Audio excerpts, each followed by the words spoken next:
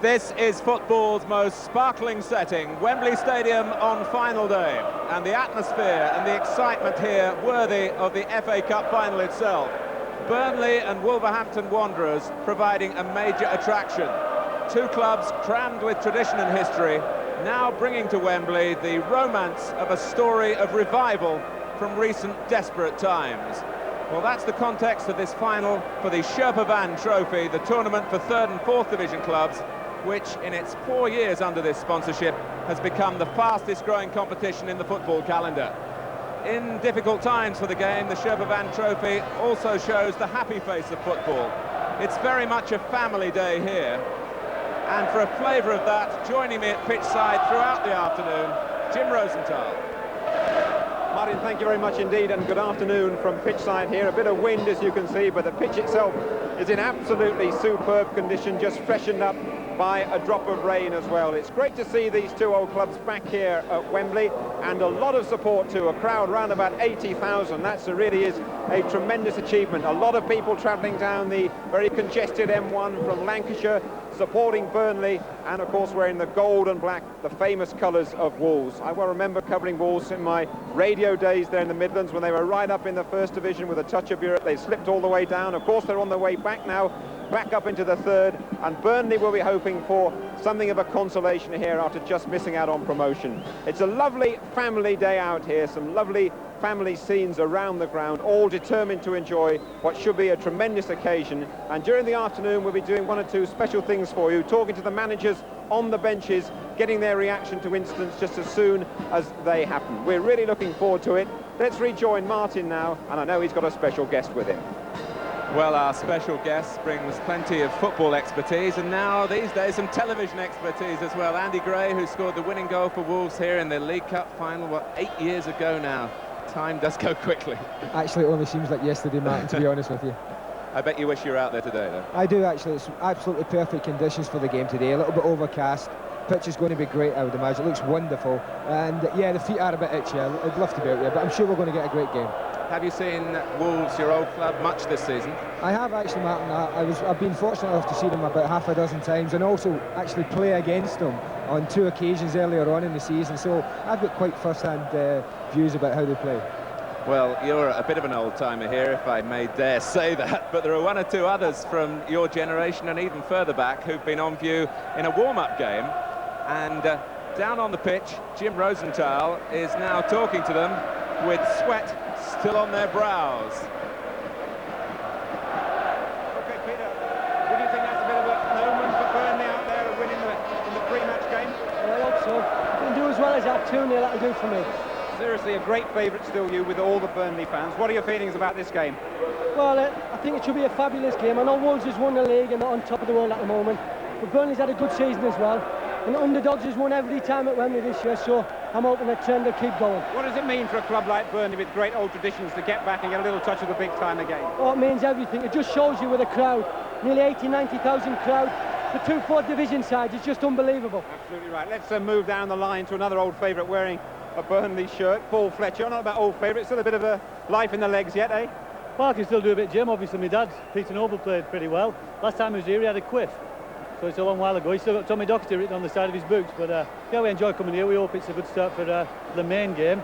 Can you give a little hint as well of having played out on Wembley, what it means for these present Burnley lads to get back here and perhaps get rid of a few old ghosts and things like that? Yeah, well, the club got a bit of a lift at the end of last season when we nearly slipped out of the game altogether, and the crowd have come back in enormous force. And for the lads to be here at the end of such a season, it's going to be phenomenal. It's a very even game. There's no favourite here today. And it's a terrific family occasion here by the look of it. Indeed it is, yeah. It's absolutely wonderful for both sets of supporters. They've been a credit so far, the supporters, to both sides. It's been a great atmosphere. Stevie Kindon, a foot in both camps, as it were. What are your feelings today? Well, I'm just thrilled for both clubs, Jim. As you say, the clubs that are now hitting a bit of bad times. Wolves are bouncing back. But clubs with great tradition in the game.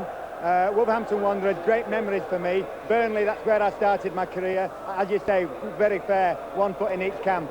You're wearing the Wolves shirt here because I think that was the only one that you could squeeze into, Stevie. But where really do your feelings lie today? Well, to be honest, and I don't want to disappoint my Midland people here now, though, but I hope Burnley win today because Wolves have won their pot.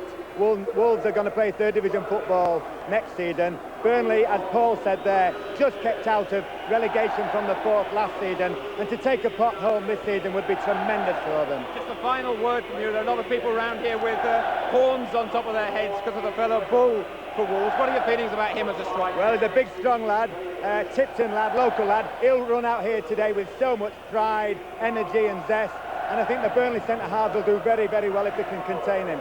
Good to see you out there on the field. Thanks for talking. Thanks very much, Jim.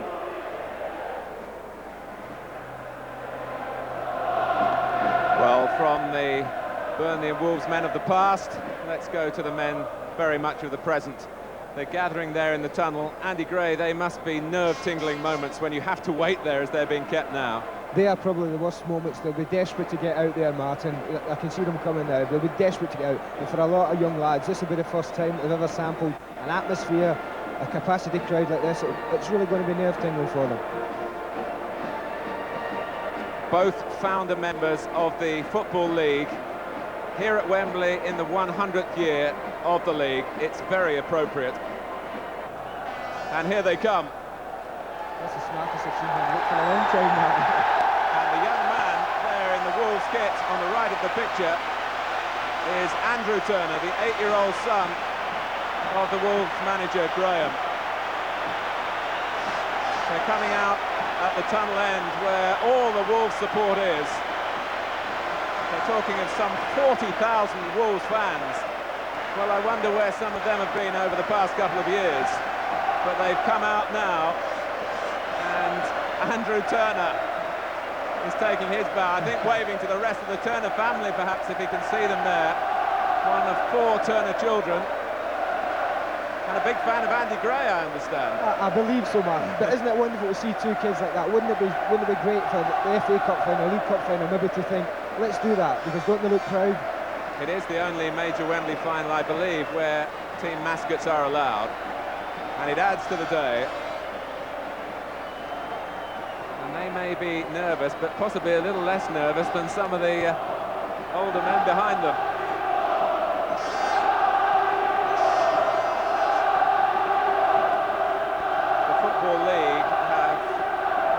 On the staging of this final for the Sherpa Band Trophy, as you'll see in the forthcoming presentations. So Graham Turner lines up with his son by his team, Wolves, the champions of the 4th divisions.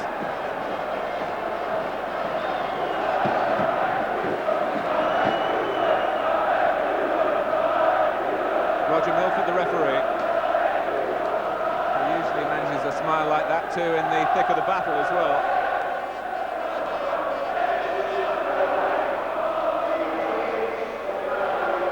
And Burnley just jigging up and down there, trying to get the nerves settled, looking for their families in the crowd as well.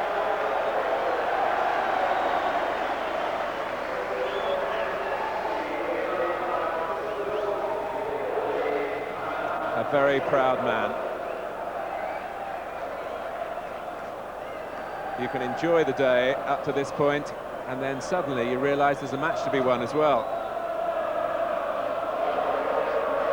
Well, the presentations here have a special flavour. Jimmy McElroy, a Burnley star, 55 caps for Northern Ireland, more than 400 league games for Burnley around the time that Brian Miller was a player as well.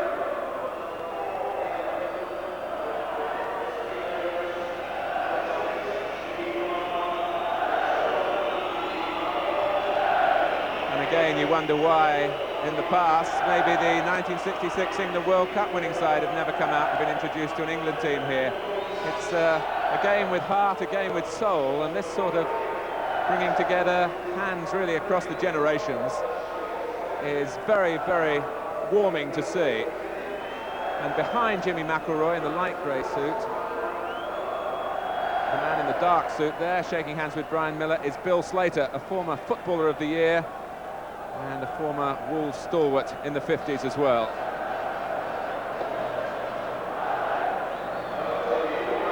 Ali Robertson, 3 times a losing semi-finalist in major competitions with West Bromwich Albion. He wondered if he'd ever get to Wembley for a final, and here he is. Mark Kendall, the goalkeeper. Nigel Vaughan, one of the substitutes, with Jackie Gallagher, the other.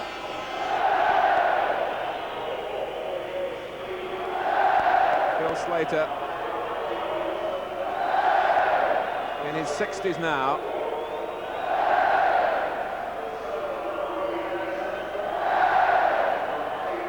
Steve Bull. Andy Gray, you've actually marked Steve Bull this season. He's been a phenomenon, hasn't he? Now tell us about his style. He's very direct, Matt. I say that much for him. The man is hungry for goals. People say his first touch isn't good enough higher up in the league, but all I can say in that is his first touch may not be that good, but his second touch usually ends up in the back of the net. He's a real handful for centre-halves, and I played against him at the beginning of the year. I had to follow him everywhere, and he ran me ragged. I must admit, these old legs of mine were very, very tired by the end of the game. And hey, to be fair though, I did stop him scoring. We got beat 3-1, mind you, but I did stop him scoring, but he'll be a right handful. He's a very determined young man as well. 52 goals for Steve Bull. And the record books tell me that if he gets 3 in this game, and what a tall order that is, it would be a post-war record, beating Terry Bly's 54 for Peterborough 27 years ago. He'll be looking for the 3 as well, Mark. You take it from me, he will definitely be looking for them. Well, I was looking through the Wolves programmes in preparing for this commentary, and I noticed that he got 5 goals in a reserve game that he had to play.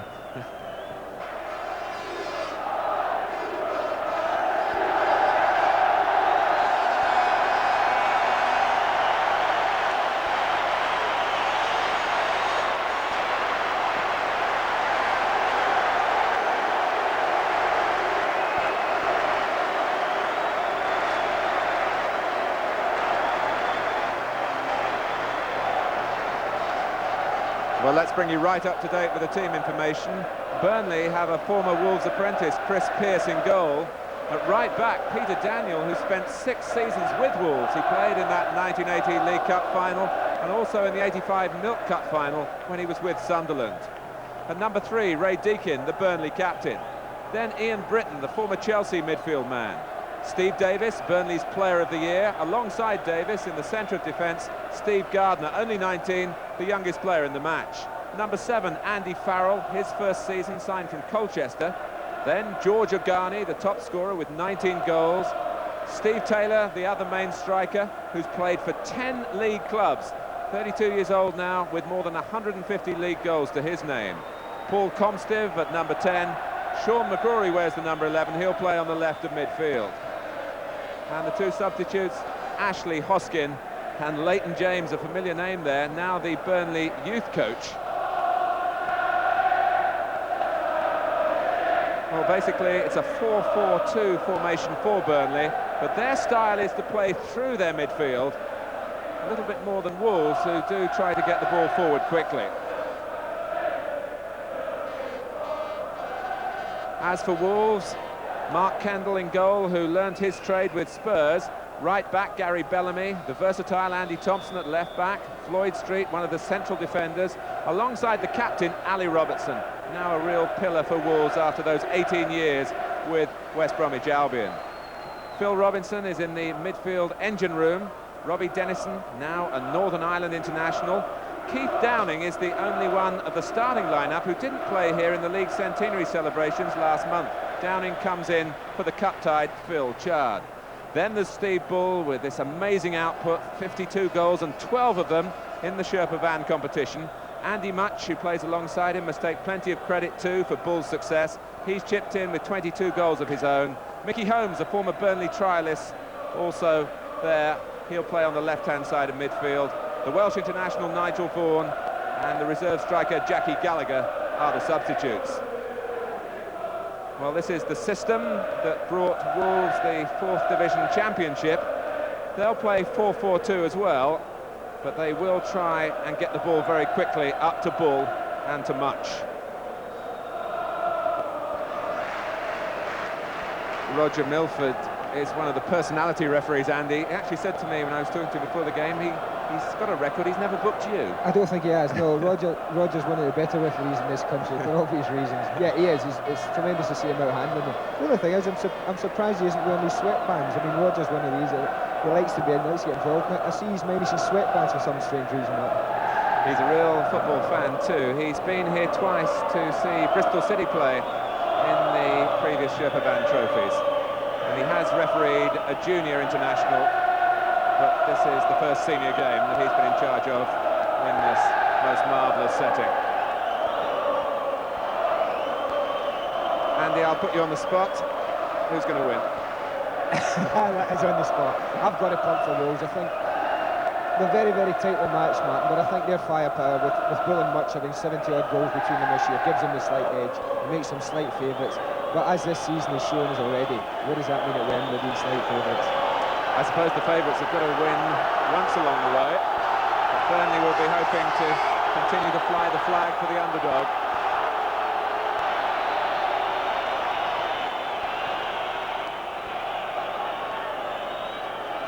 Plenty of support for Burnley, but looking around the stadium, and the good thing about this game, perhaps unlike the FA Cup final, is that they are real fans here, and I think Wolves have got more. Slightly, Martin, slightly. So away we go, with Burnley defending the goal to the left in the first half, and the sense of tradition kept really by the team colours for the two sides. The claret and blue of Burnley, the old gold and black of Wolves. And I'm sure after a wait of some 3 weeks since the end of the regular season, they're very glad now to get the game underway. Been a lot of talking and a lot of extra training too. But both clubs were able to fit in breaks to Spain to get a bit of sun on their backs. Little Andy Thompson got a good touch there to set Wolves on their way on a counter-attack here. Dennison starting on the left.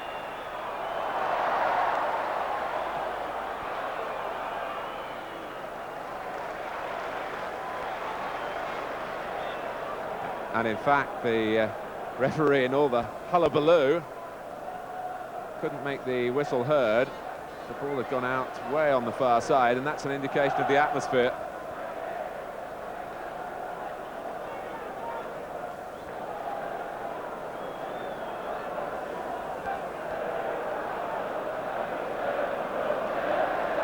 Paul Comstiff, tall, naturally left-sided midfield player wearing number 10 for Blackburn. For Burnley, ex-Blackburn player. And indeed, in his early days, Paul Comstiff was very highly rated. I know a number of First Division scouts who felt that he had talents that could grace a higher level. One scout actually described him as $1 million man to me once. It hasn't quite panned out the way Paul Comstiff would like in his career, but this is the sort of surface, the immaculate Wembley setting, that might well suit his range of passing.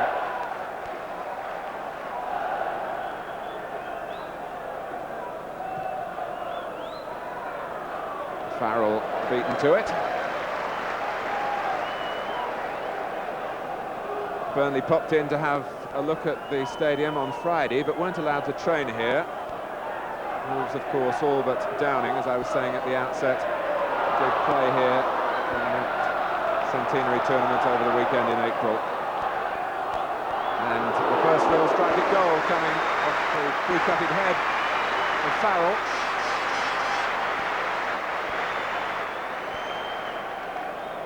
Well, a year ago, Brian Miller was at the head of a club that looked as though they were going to drop out of the Football League. What a turnaround, showing again that there is real democracy in football. And if you put the effort in, as Burnley have certainly done since that escape, you can come up with some reward. As for Wolves, close to bankruptcy,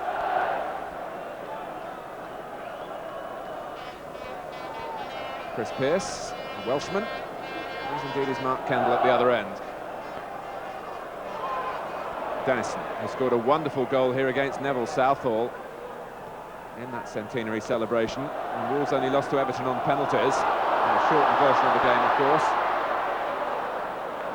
But they gave a very good account of themselves. Great play by Comstick. Here's Farrell, the run outside him from Peter Daniel.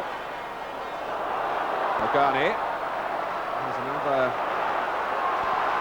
good Wembley experience, played here in what was then the Freight Rover Trophy for Bolton. It was a loser then.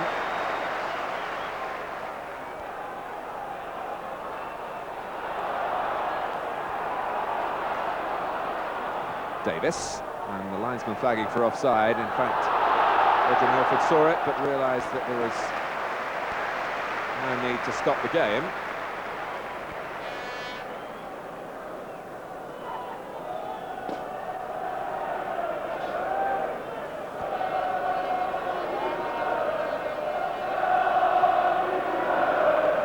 Robertson in solidly with the header, and then in turn was Gardner for Burnley. Well, back in 1960, these two clubs contested the Charity Shield. Wolves were cup winners, Burnley were champions. Brian Miller, the present Burnley manager, played in that game and scored one of the Burnley goals. Just before the Charity Shield became a Wembley occasion.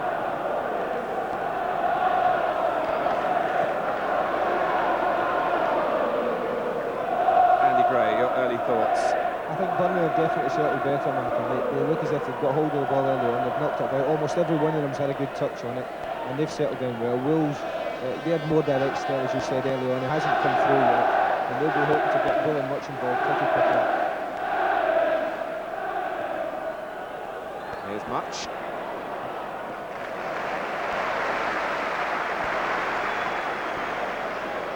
Ray Deakin, there's another little story in his career. Savage knee injury when he was with Everton. It looked as though he was finished, but he was determined to prove the medics wrong, and here he is playing at Wembley.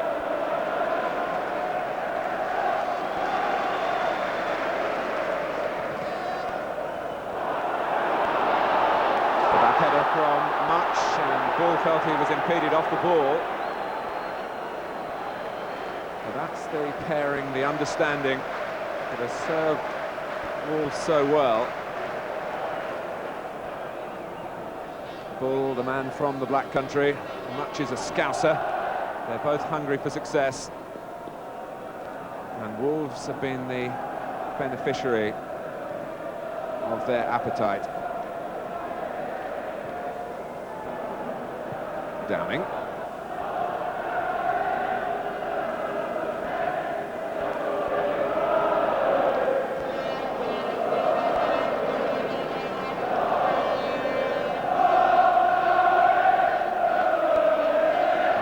Bull, only 23, and what a goals to games ratio.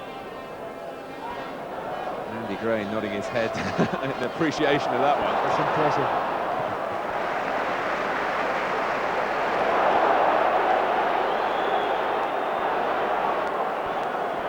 And Roger Milford having to step in then. And there's a little flare-up off the ball between Comstiff and Bull. Ogani. Blocked it from Thompson. And gets the reward in terms of possession from his endeavour. Help is there from Farrell. And Britain's made a little run inside them. Daniel, who once crossed the ball in that sort of position that led to Andy Gray winning the League Cup for Wolves.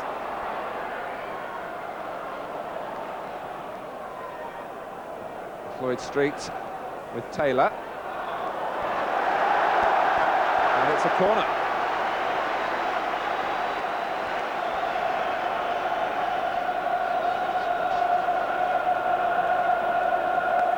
Farrell's gone towards the near post. The corner worked short by Burnley.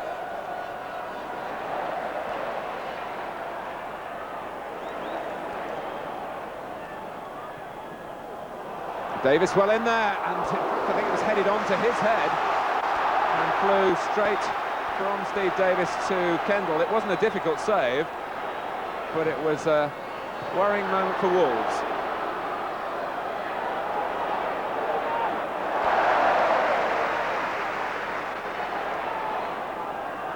Robinson, former Aston Villa junior, spotted there by Graham Turner in his spell in charge at Villa Park.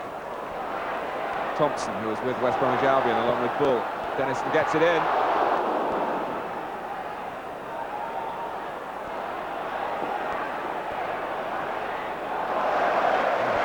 to get rid of the balloons that are on the pitch. Well, what are your memories of playing with Peter Daniel, Andy? Yes, as you say, Peter was always very competitive, very good right back. Don't think he ever fulfilled what he should have done, Martin. But in looking around, he's probably the only one that's played in this type of atmosphere, so he'll be feeling quite calm, I think, and looking forward to it.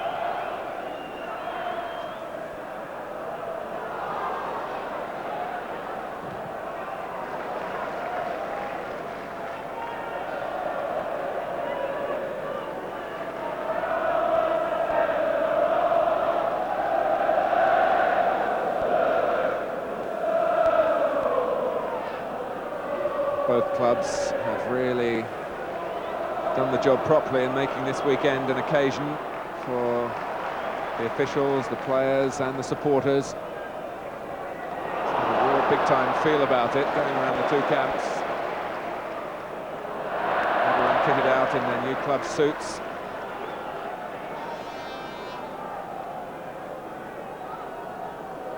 And Graham Turner reflecting on the opening 10 minutes.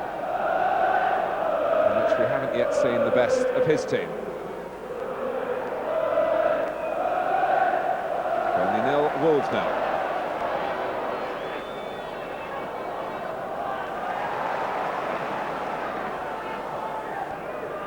Britton. Tidily played. The longer ball this time from Farrell. Taylor trying to look for support, and Comstiff was late arriving. Robinson got there first.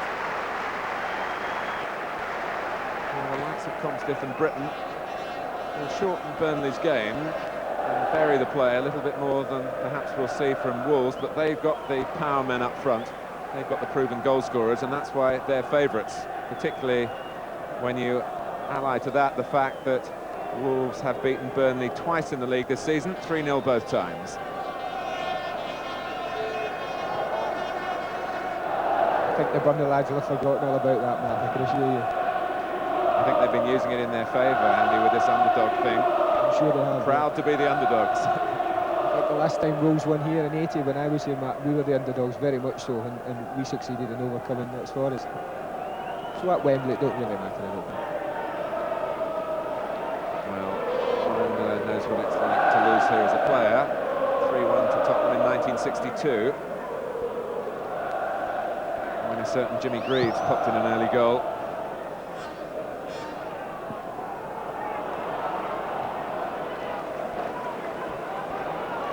Thompson here is a pretty versatile player. He can play in midfield as well. He's a right-sided left-back of, I suppose, about the same size as Kenny Sansom.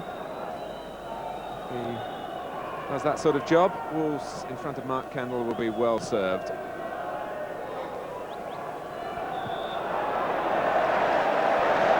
It's a free kick to Wolves, conceded by Gardner.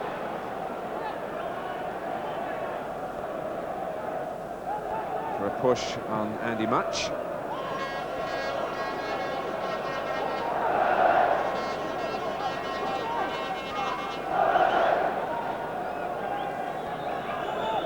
So 4 in the wall for Pearce, the Burnley goalkeeper. Will it be a blast from Dennison, who scored in this very goal against Everton? But it's Bellamy, and it was deflected against the bar. Burnley still struggling to clear, and finally Ogani almost bicycle kicked it away.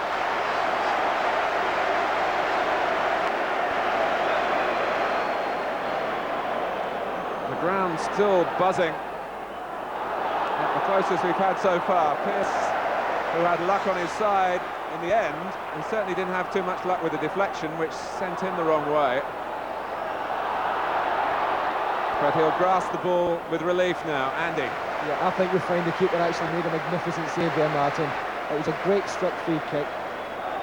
Deflected, I think we'll see here, and I think we'll find the keeper makes a brilliant save. Yeah, it took a nick off the wall. He's going the wrong way. Yeah. Yes, a touch. Well spotted. And well done, Chris Pearce. That will give him some confidence, I can assure you. And Gary Bellamy, who really let rip at the free kick.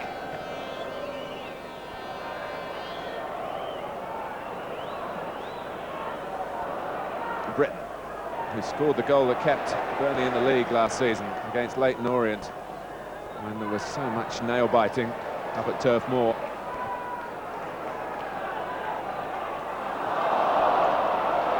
Denison. Fresh from the World Cup qualifier with Northern Ireland last weekend. And that, I'm sure, adds confidence to a player who's operated in the 4th division this season, to know that he's good enough to play at that level. Bellamy being urged on by supporters to get the back pass away ahead of Sean McGrory, and he saw the funny side of it.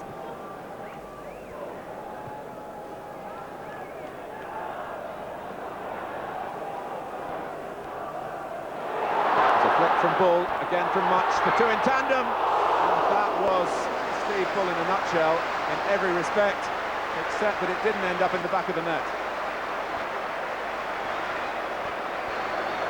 As a defender, you can't blink when these two are around.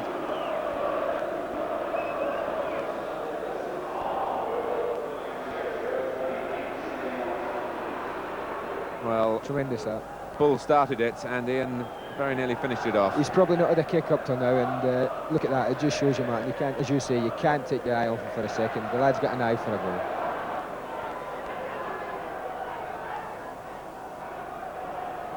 Taylor.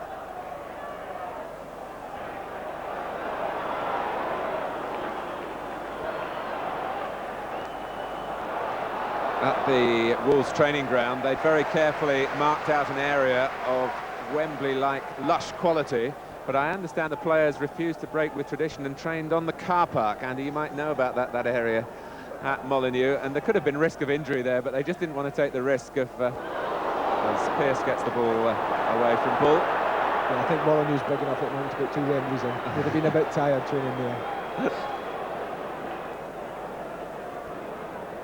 They'll notice that today though, Martin, the size of the pitch, the space that they've got.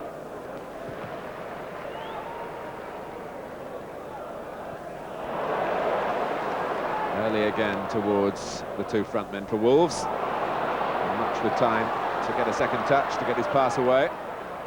Ricky Holmes on the right of the 4 in midfield for Wolves. Robinson and Downing, the two centre men.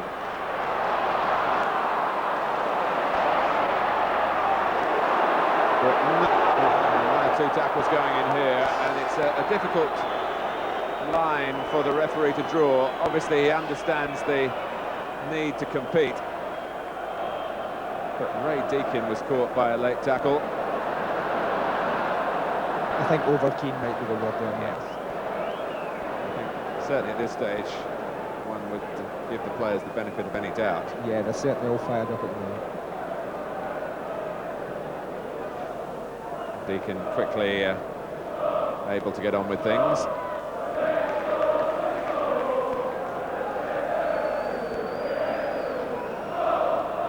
Floyd Street.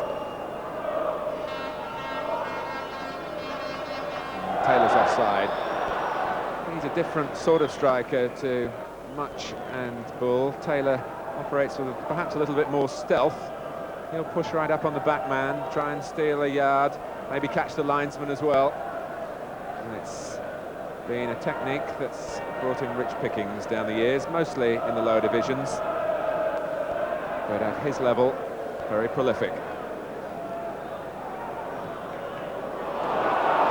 Much. Quite prepared to work the full width of the pitch. Oh my word. I'm glad I mentioned Paul Comstiff at the outset, because he has got an arrogant side to his game, and he's quite prepared to do something like that, even in a final here. Andy, how about that? That's confidence for you, isn't it? The confident Comstiff.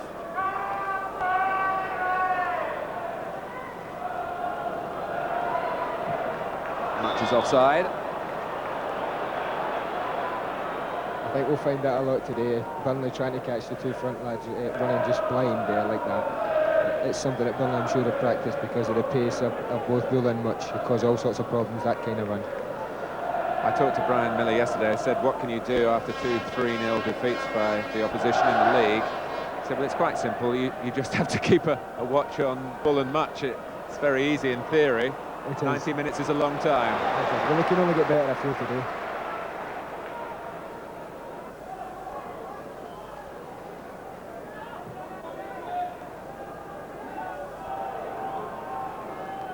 Well, I think it's time to tell you a little bit about Paul Comstiff. Those games spread over a number of northwestern clubs, but he did play in European competition last season with Wrexham in the Cup Winners' Cup, and very much looked the part.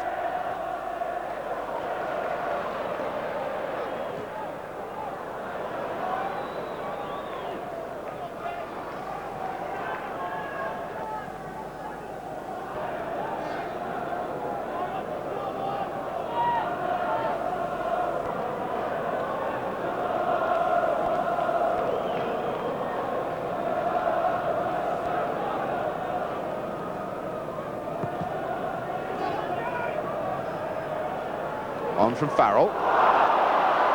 Garni.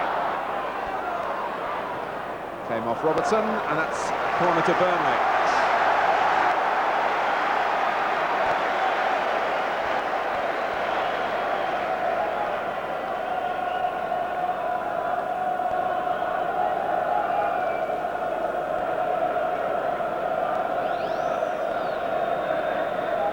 Sean McGrory to take the corner.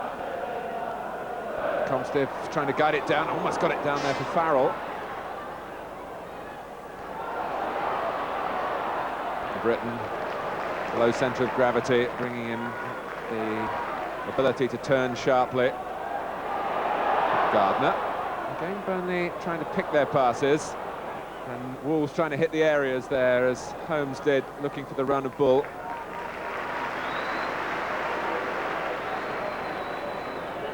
A well-coached player, Ian Britton, a tidy Scot with good feet.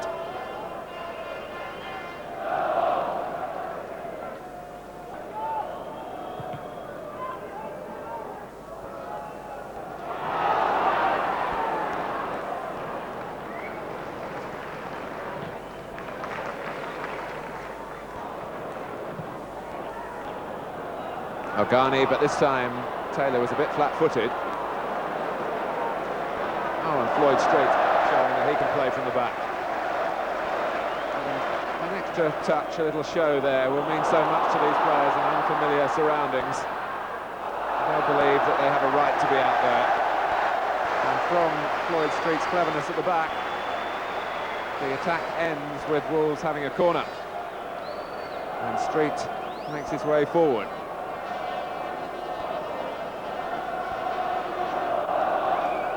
Daniel guarding the post.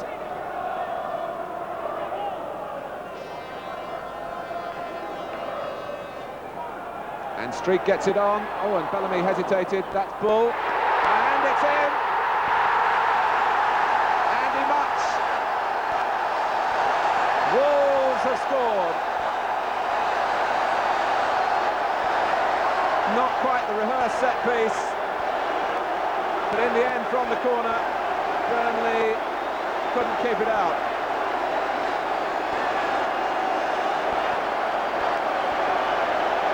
Good ball initially at the back header from Street, retrieved by Bull, and the second header by the fingertips of Pearce from Much. It's a good little touch on it with the post by Floyd Street here. Martin gets up very well.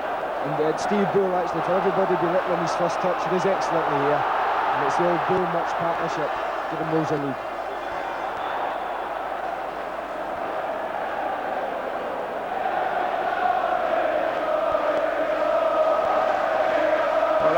Hasn't grabbed all the headlines. He's had to play second fiddle to Steve Bull, really, maybe outside the Wolverhampton area. And it's good for the foil, the man who's done a lot of donkey work, to get his name on the score sheet there.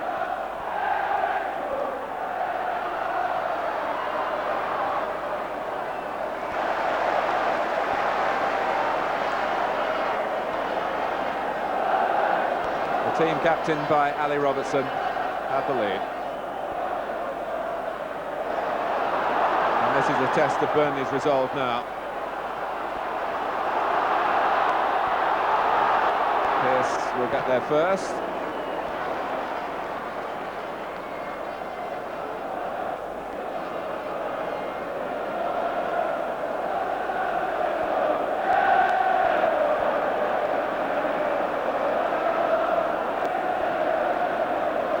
I think Burnley have to gather themselves now, Matt. They must have feared losing a goal as early on as that, and they've got to just compose themselves now and gather themselves.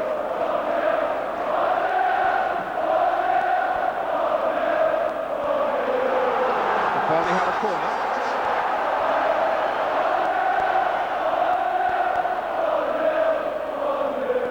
Sean McGrory got a bang in the winning of the corner. Steve Davis is forward. Having conceded a goal from a corner, Burnley looking to equalise by the same sort of route.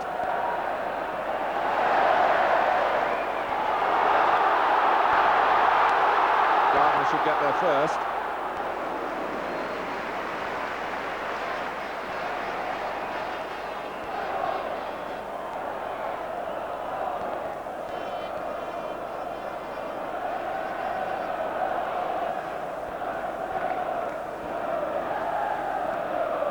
Deacon, intercepted by Street, who played a major part in the goal.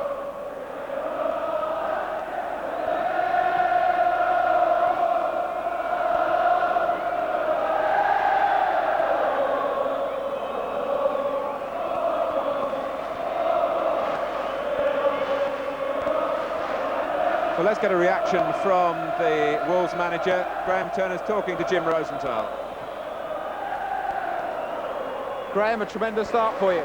Yes, I think we needed that. Settled us down nicely.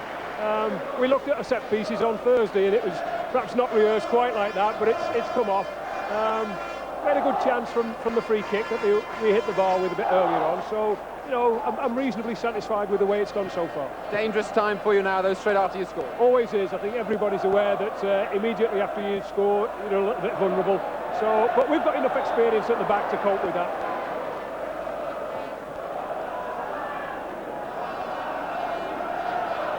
Well, that's very interesting to hear the view, actually, as it happens.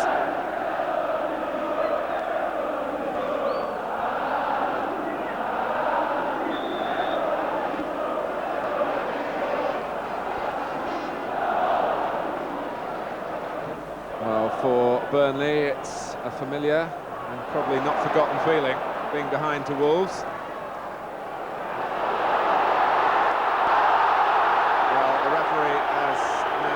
To speak seriously to Davis. Oh no, he's given it the other way. Well, I'm sure as a striker, Andy Gray might take a different view of that.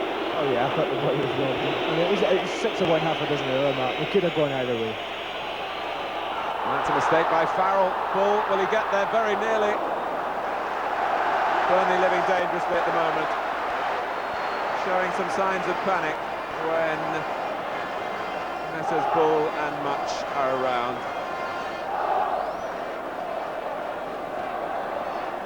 Well, they talk about buying Steve Bull, taking him up to a higher level. It might be quite interesting. They say they hunt in pairs to try and get both of them. It's not what the Wolves fans, of course, want to hear. And Bellamy nearly got round the back when a header was missed in the Burnley defending then. Retrieved for Wolves by Downing. Here's Robertson. And Bull's in there again. The Raging Bull, they call him. It's a great name for the headline writers, isn't it?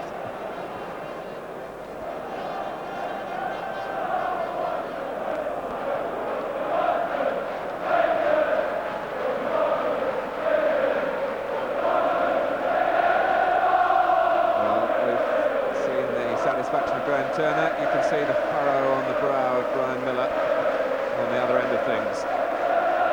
There behind his physio, Jimmy Holland.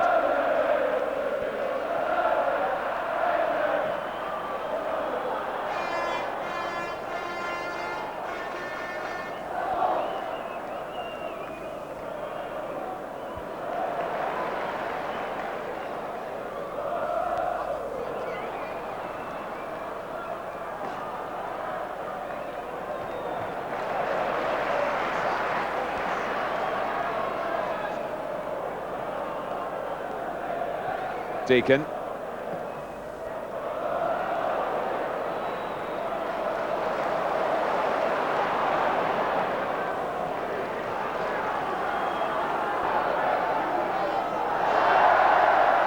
Burnley finally finished 10th in the 4th division. They really fell away at the last when a place in the playoffs was there for the taking. Britton. Taylor. In from Farrell. Now Daniel. Wolves regrouping, trying to get their marking discipline. Deacon shot. Met by Robertson. A little header from Comstiff, wide for McGrory, the former Coventry City player. Only a reserve player there, given a free transfer by John Sillett a year ago, because the Coventry manager felt he wasn't quite quick enough for the First Division.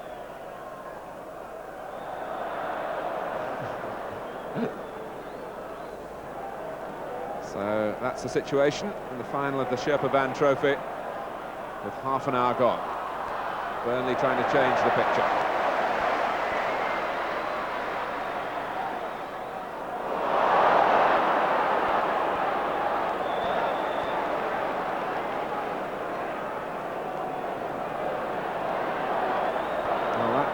Robinson.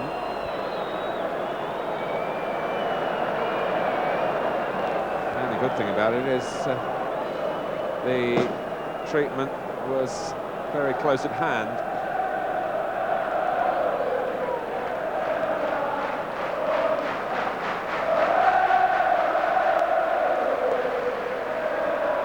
And he was going for the ball with Ray Deacon. And actually damaged himself in the tackle. Not seriously, though.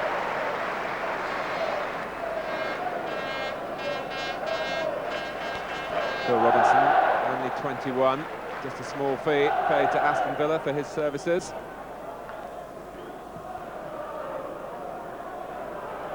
Farrell, Taylor.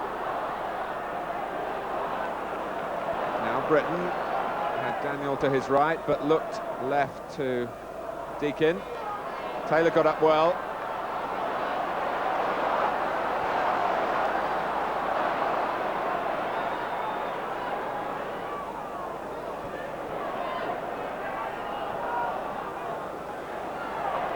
Dennison. Good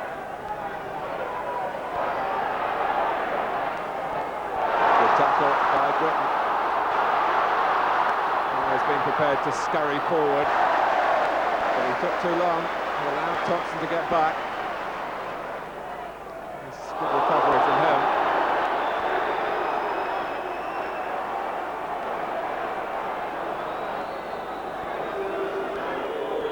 Now Roger Milford calling Davis across for another over-eager challenge on Much, and the law really being laid down now.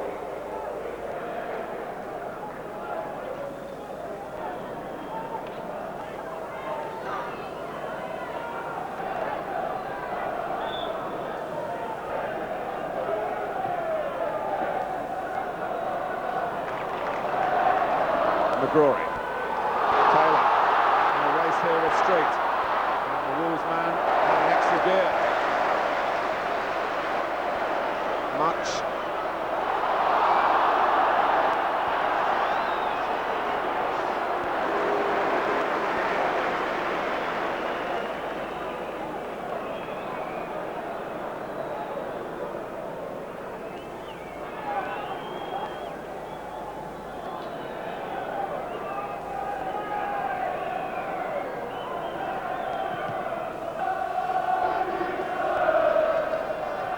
Street solidly past Taylor to make the header.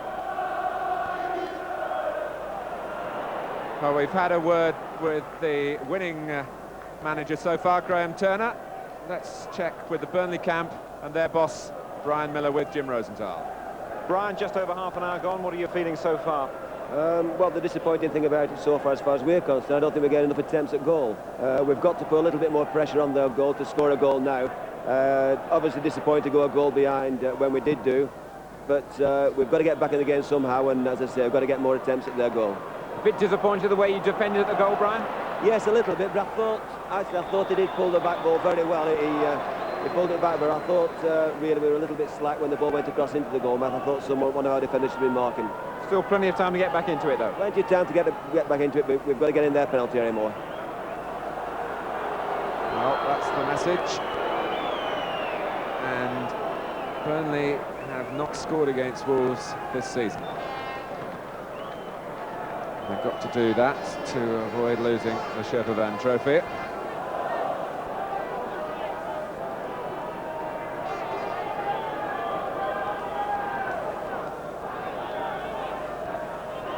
Well, there's a problem for Wolves with Mickey Holmes at the moment off the pitch with the physio Paul Darby.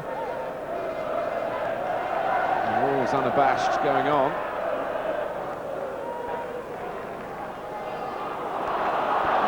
Remaining in the first half.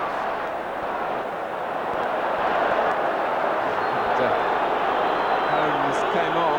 I'm not sure whether he got the referee's permission to do so, but he's had to go off again. I'm assured he did get the nod. I wouldn't have blamed him if he didn't. Britain.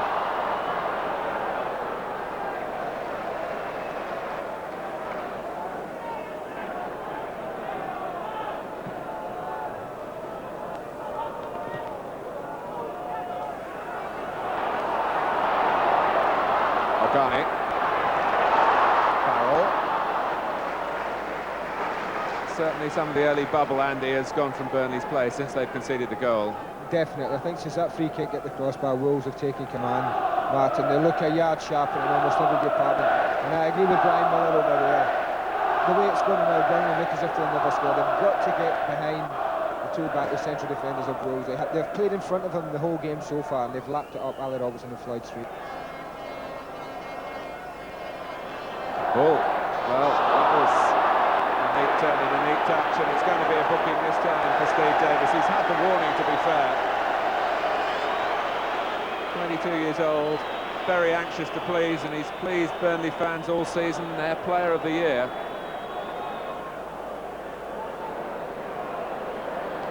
But he's finding Steve Bull in this sort of mood very difficult to stop. That was a lovely touch, Alan. Nothing wrong with his first touch here, wasn't it? I bet he's had a few people booked this year for that, hauling him down. In fact, I remember doing it myself when I played against him.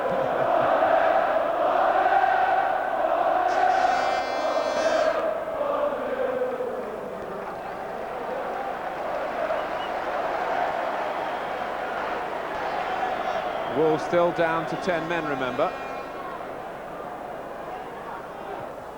Gardner having to come across, and the header reached McGrory.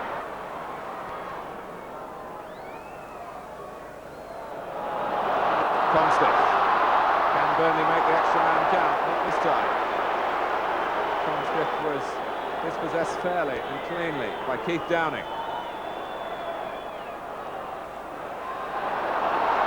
Downing again. That's close. Close enough for Chris Pearce to use the fingertip, the same fingertips that made that marvellous save before Wolves scored. But look at this for positive attitude, Andy, when they're down to 10 men. This is impressive stuff from Wolves. I was just going to say they're a man short, but they've still got enough about them. And it brings another fine save from the goalkeeper. It's impressive stuff from Wolves at the moment, Martin. The favourites, good value for their lead.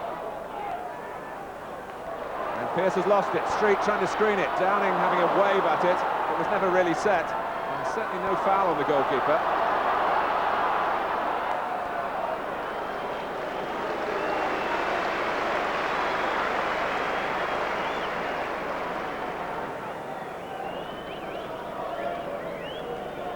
Well, it is a growing competition, this. And over the last 4 years, 4 finals, and it's gone up each time, and it's a huge leap.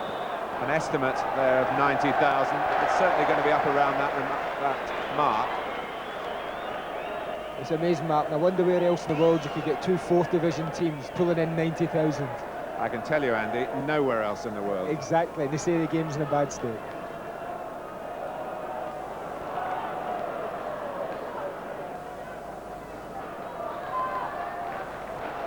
Robinson.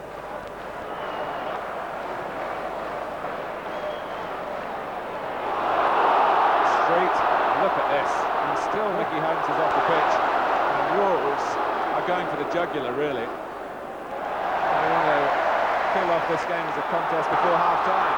But he's caught out of position now. 3 against 3 for a moment. And that was an important stop by Robertson, but he's hurt himself in making it.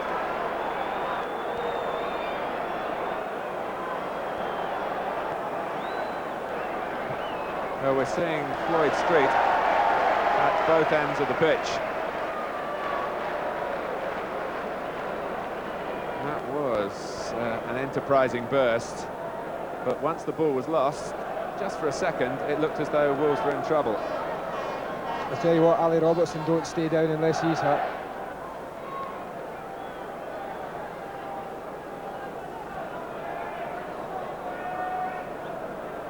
He must be hurt, I tell you, Martin. He don't stay down, as I've said, Ali. He's a hard man.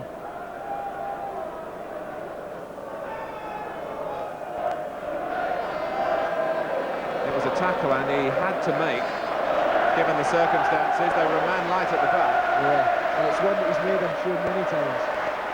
It'll take more than that to get there. Yes, yeah. He got to the ball, and he was caught. Well, the old warhorse goes on. And Wolves are back to 11 men. Mickey Holmes is back on the pitch, although not moving too freely.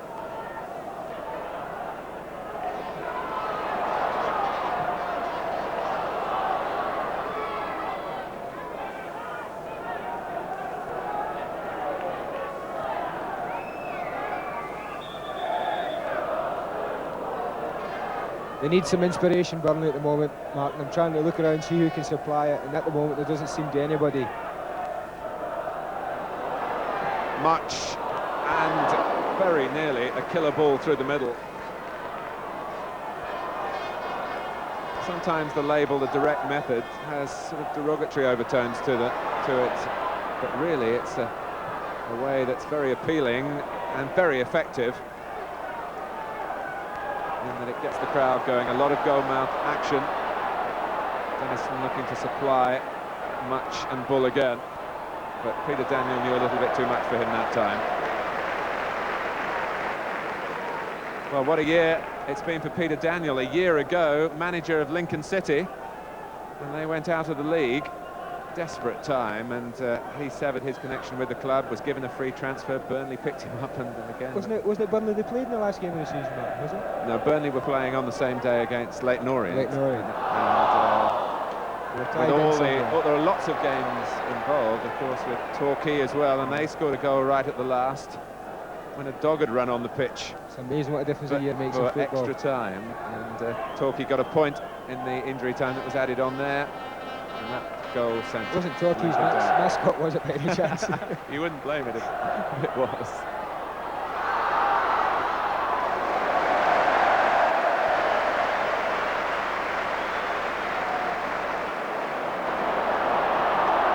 Well, Mickey Holmes does need more help. He's having to crawl off, and that's an undignified sight, but it's a sad sight too. A young man who's obviously been counting the hours down to play at Wembley, and I wonder whether he's going to take part anymore. It's been a quiet first half around the Wolves goal for Mark Kendall.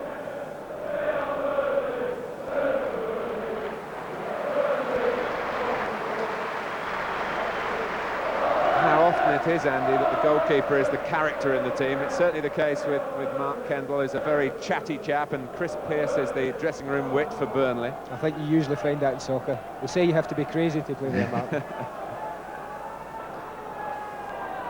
And I suppose in a team game, it's the one really individual job that breeds individual people. I could never understand why I wasn't a goalie.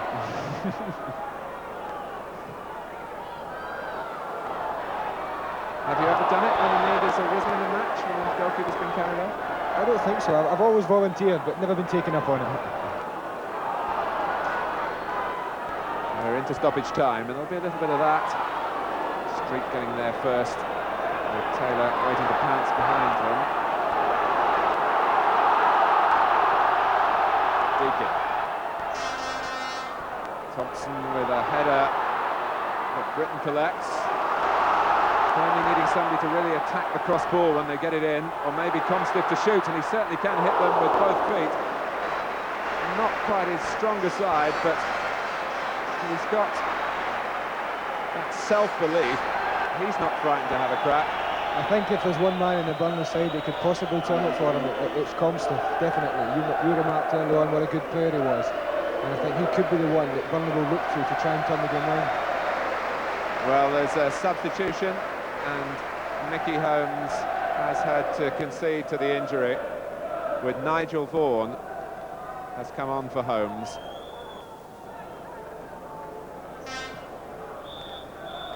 So Vaughan doesn't get a touch of the ball before the half-time whistle goes.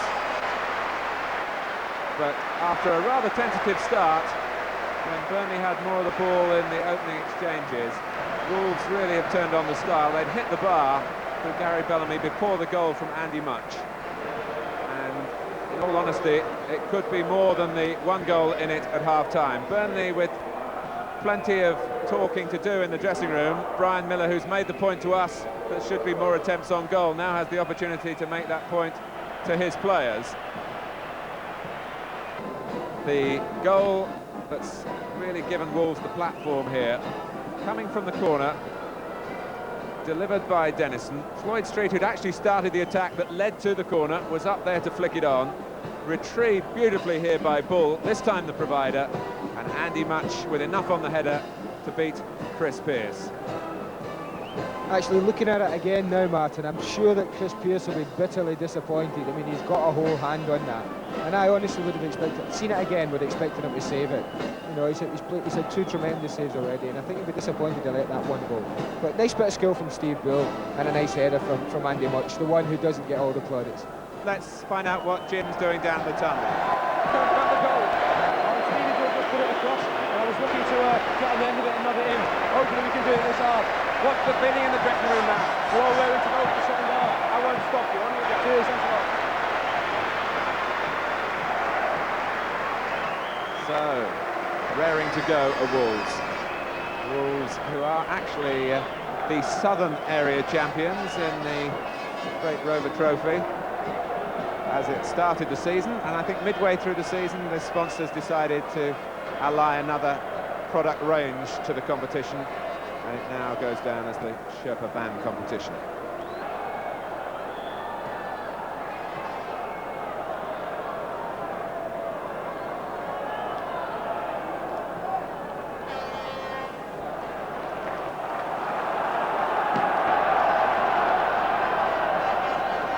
And a reminder that just before half-time, Nigel Vaughan came on, Welsh international, 10 caps. Now Burnley have got to gamble. Magana goes down, but I don't think even he believed that it was a penalty. The last thing Burnley want is to concede another goal early in the second half, and Much and Bull threatening them again.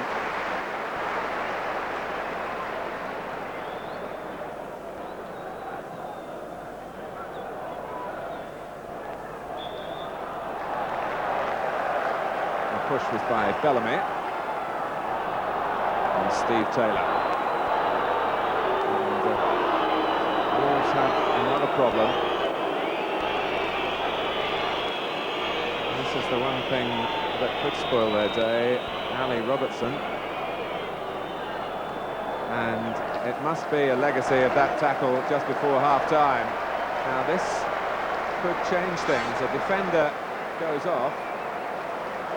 Captain too, so they lose a key player and the leader, and Jackie Gallagher is a striker.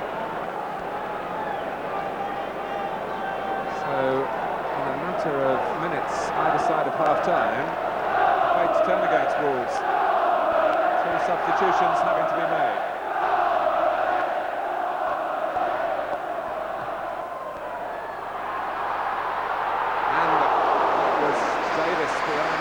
Far post, Kendall held it well as Taylor came in. So Davis, who's had all the problems trying to contain Bull and Much, venturing forward then. And that was a bit more like it, Andy, from Burnley. Yeah, it's probably the nearest they've come in the first minute of the second half. It'll be interesting to see how they now cope with the loss of the leadership of Ali Robertson. Street, who is joined in the middle of the defence now by Bellamy, who is a natural centre-back and hasn't just been able to win a regular place there. He's got into the team at right-back, so that's not a problem. And it looks as though Andy Thompson has switched from left-back to right-back. Maybe Downing going into the back four at left-back. There's a flick by Farrell. Burnley might feel that the fates are with them at the moment. Davis. Magani, neat work from him, then Daniel, and now Britton. Farrell.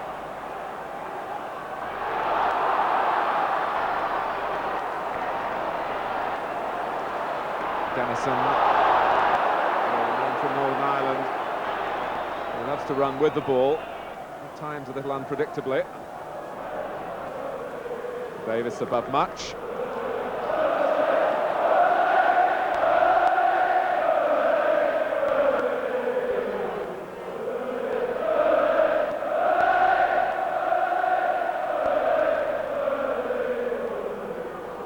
Much.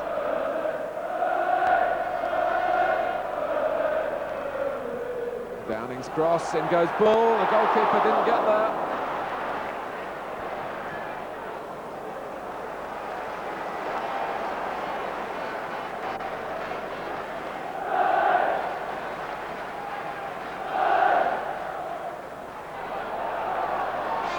Dennison.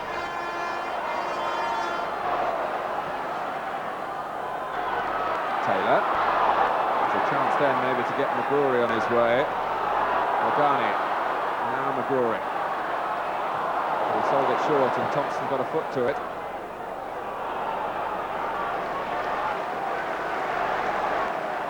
Well, let's bring you right up to date now. From the bench, Jim Rosenthal has with him the injured Ali Robertson. Ali, not a game you would really wish to leave. What's forced you off? Well, I've just twisted my thigh and pulled my groin, I think. And what was it you thought it had gone at half-time and you give it a few more minutes? Yes, I felt it. I knew I was going to struggle second half, but I thought if I go out and do the first 15 minutes, kill off the first 15 minutes, keep it 1-0, come off. As it was, it started straight away, and I realised I couldn't do it. What are your feelings about this with the balance of the side finally? Oh, we're all right. We've got a good spirit within the lads. It's got to make it harder for everybody because it's everybody's changed position. But I'm sure if we keep them doing the right things, we'll do it, no problem. Still think you'll be picking up the trophy at the end of it? I hope so. I'm sure I'll manage up those stairs. I'm sure Ali will. He will. It's not won yet, though, but they are in a promising position. A goal to the good and a free kick here. Remember, it was Bellamy who hit the bar in the first half. Is it going to be another crack from him?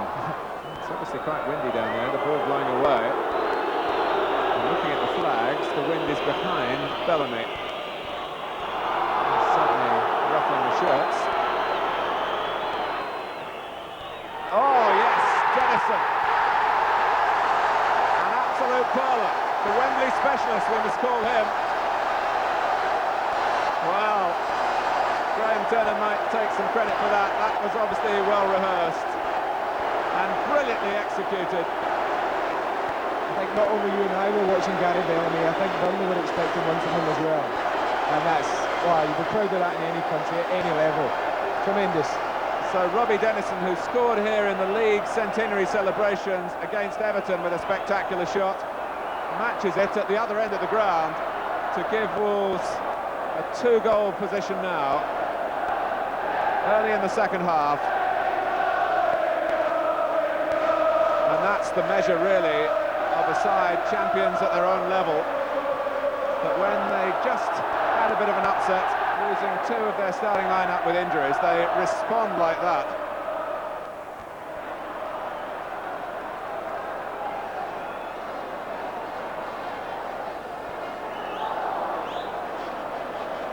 Oh, that was was Gardner, who was looking for something really beyond his capabilities then, trying to lift it over Bull, and he was lucky to get away with it. And here's the man of the moment, Dennison. I'm not sure whether Billy Bingham is here, but if not, I'm sure the word will soon get to the Northern Ireland team manager that one of his current squad has adorned a Wembley occasion with a smashing goal from a free kick.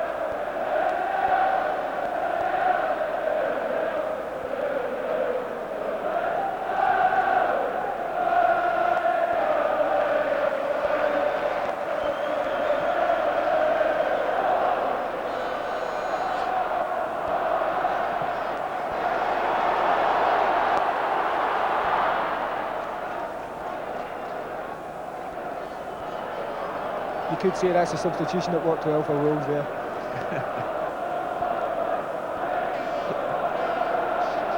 Yes, I suppose it's one for the record books, and also it's produced a situation here where Wolves have got two and Steve Bull hasn't got either of them. He'll be very pleased to be part of a winning team, but would you be honest with me, Andy, and say that it's never quite the same if you don't get a goal when he plays a striker? Well, I've been fortunate enough to get a couple of goals here at Wembley, and it's wonderful. He'll be delighted that his team are winning 2-0, but deep down inside, there's nothing he'll like more than to hit the back of the net. It's nothing like it at Wembley, Martin. He'll want to do it badly.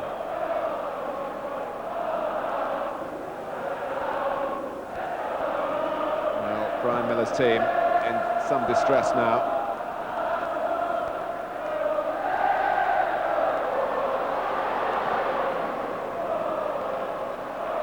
Downing playing at left back in the reshuffled Wolves side, and playing there with a masterly touch.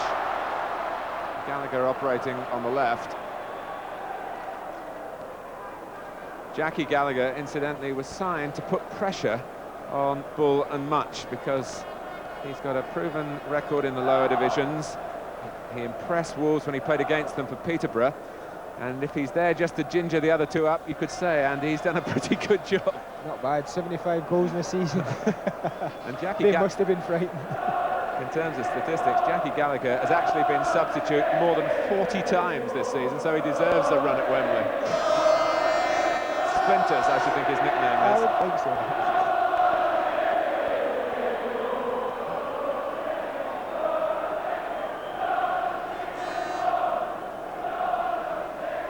Burnley are going to have to be careful here, Martin. I mean, the Wolves have definitely got a bit between their teeth now. And the linesman has obviously drawn Roger Milford's attention to an incident that the referee didn't see himself. And he's going to sort it out between Steve Taylor and Floyd Street.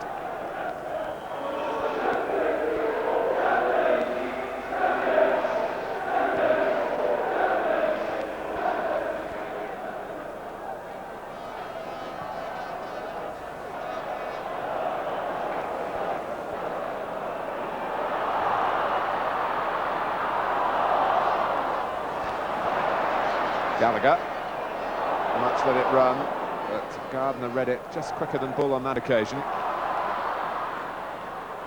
Organi, clever footwork. Comstiff, who's had some good moments but hasn't really imposed himself totally on the match. Maybe he can do that now with an interesting ball across the face of the Wolves goal. And who was trying to get there was little Ian Britton. So Burnley still with two substitutes to use, and I just wonder whether they'll be tempted to call upon the Wembley experience of Leighton James. Half a dozen times he's played here for Wales, scored the winning goal against England from the penalty spots some 11 years ago. Andy, if you were Brian Miller, would you call on the Welshman? I think I do more than that. I think it's going to be very short time now before both of the substitutes are on for Burnley. Brian Miller has got to do something very quickly, and I wouldn't be surprised at all if shortly both of them are coming on. Much is offside.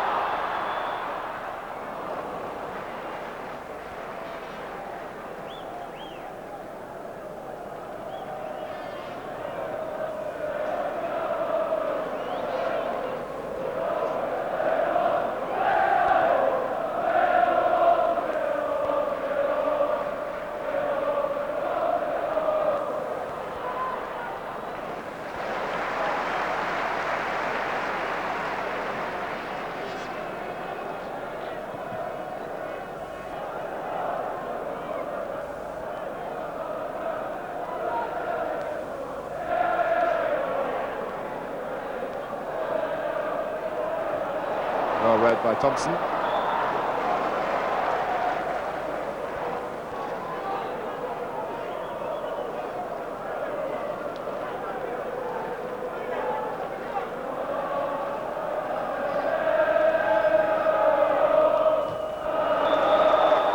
Thompson in quickly again.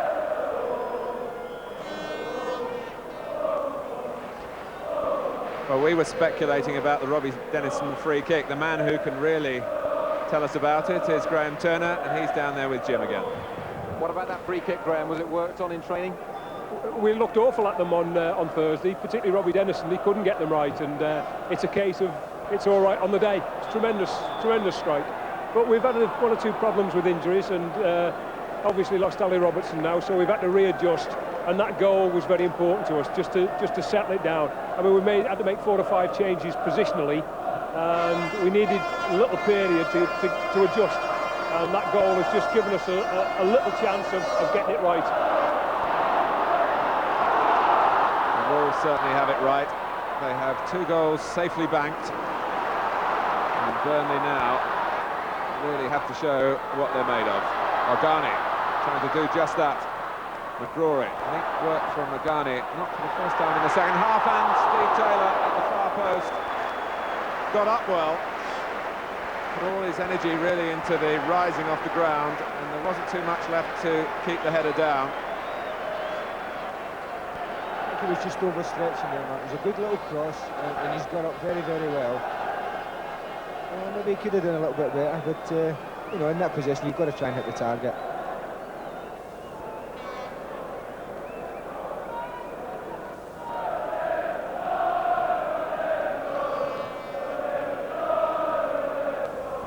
But there's no doubt, even with a 2-goal lead, if Burnley could get one, it might jangle the Wolves' nerves.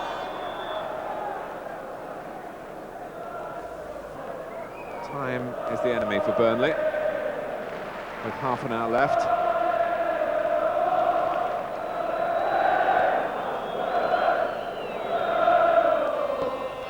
And still no sign of Brian Miller looking for his substitutes.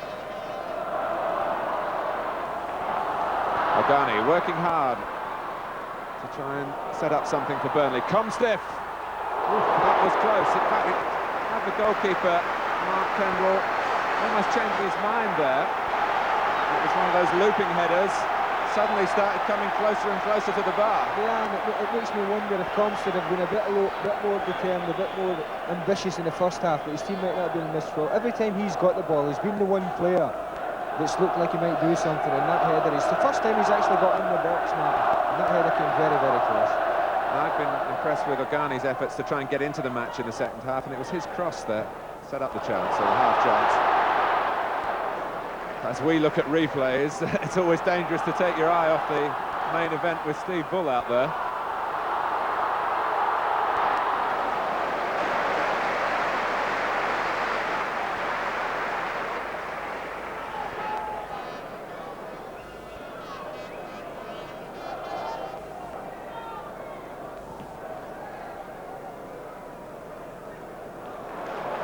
Gallagher, well found by Bull. And that's a lovely run from Vaughan in behind Burnley, who are waiting to try and get Leighton James on. And it will be almost irrelevant if they concede a 3rd goal here. Sean McGrory is to be replaced.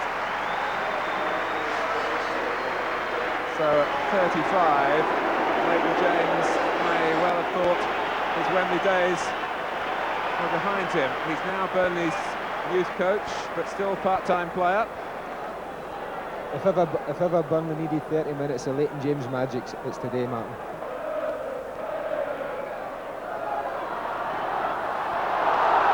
James. Britton trying to stay onside, but James doesn't need Britton. That was almost vintage. And it could mean a great deal to the Claret and Blue. I wonder if they'll be trying to get the ball to him now.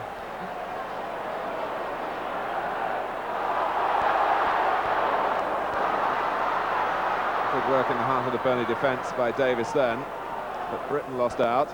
Dennison. Vaughan. quickly went Farrell. Comstiff, well played. O'Garney, Taylor. This is more like Burnley now. Steve Taylor against Floyd Street. Comstiff, the only Burnley player in the middle. They were a bit slow getting other players in support. If Taylor could have delivered the cross, but they'll be there now for the corner. And they've got the dead ball accuracy of Leighton James in the armoury now to take the corner.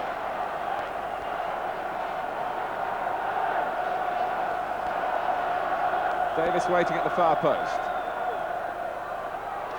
It's off the line by Downing.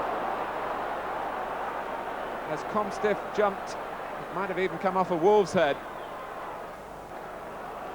And Burnley coming closer as the minutes tick on.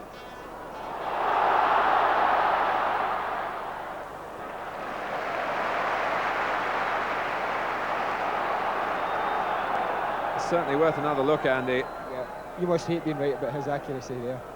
Yes, it was a Wolves head actually. And but another so one was off that. the line, yeah. Offside, it's ball.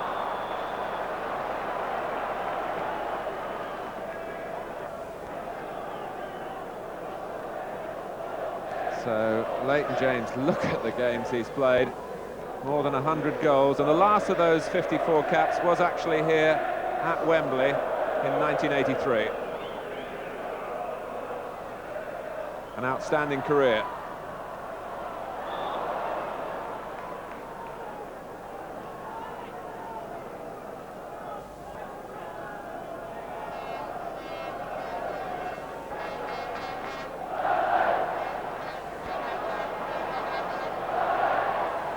Ball, oh, look at the room here for Dennison.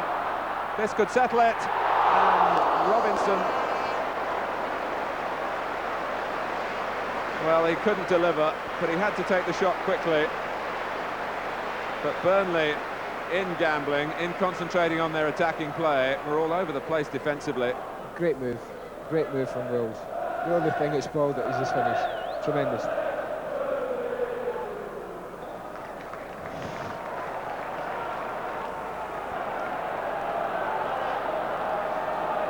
Burnley have the free kick. Daniel waiting for Davis to get forward. Comstiff useful in the air too. There's Davis. Comstiff and causing the confusion. There's Bellamy who ducked to get it away, but at the cost of another corner. They have looked more dangerous in the air, Burnley, certainly since Ali Robertson's gone off. You know, Wolves seem to have lost a bit in defending free kicks and corners.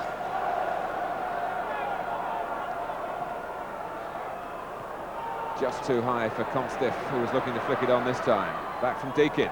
Comstiff. And that to hit Bellamy in the face, I think. James.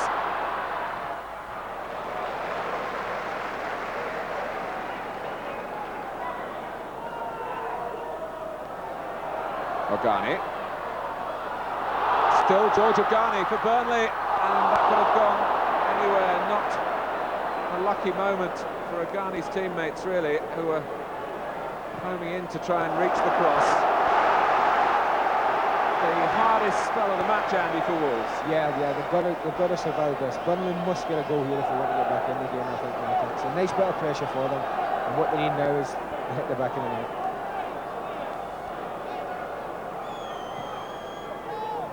Up goes Comstiff.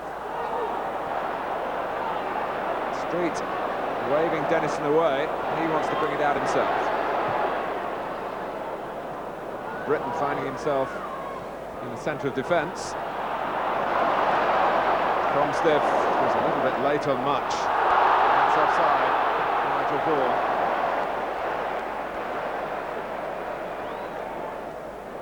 I think as the players get more and more tired, Martin, we're going to see far more open play now. Seems to be a few weary legs on there. And although the players have been training, Andy, there's nothing like competitive match practice, and they're 3 weeks without it. Exactly, I would hate to be there. And Andy Much has got the socks down. And maybe that's a sign of the cramp, which is such a problem for players not used to performing on such lush turf as we have here at Wembley. There are 20 minutes left.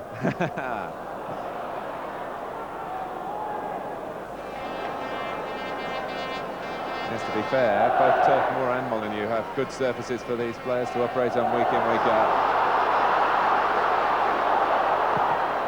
Kendall is the last line of defence, and that's some clearance.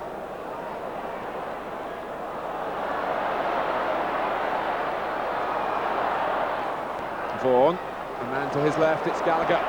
Ball's gone to the near post, and Gallagher's been tripped on the edge.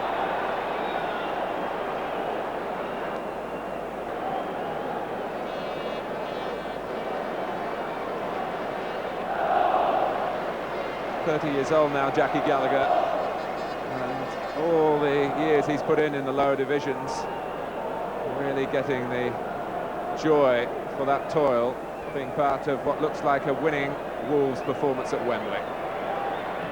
Robinson is blocked effectively by Gardner for Burnley.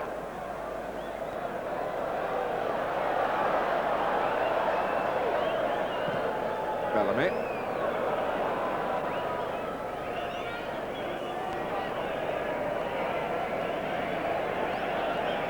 Burnley were beaten here in the 1947 FA Cup final.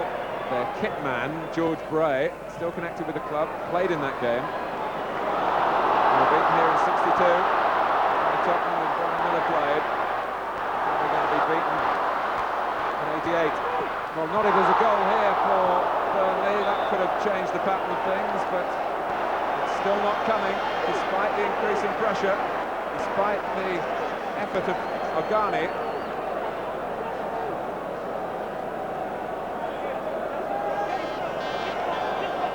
Wants to take the corner this time. Doesn't take it very well, in truth. James should have exerted himself, I think, then, to get across and take it himself.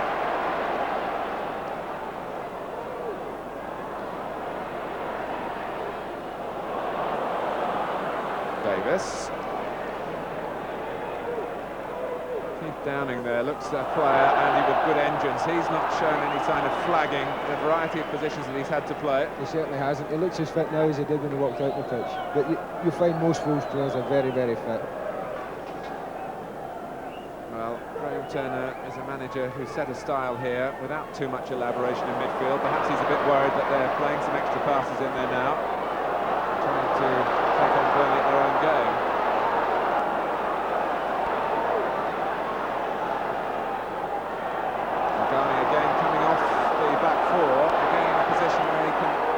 Wolves picking up with Taylor. They look good when they fly into the top corner, not so good when they're retrieved from the sand pits behind the goal.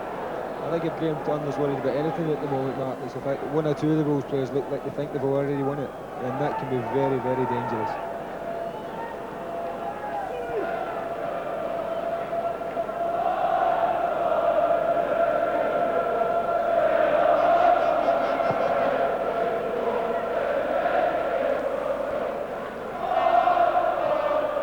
Dennis well found by Robinson. Davis played the ball.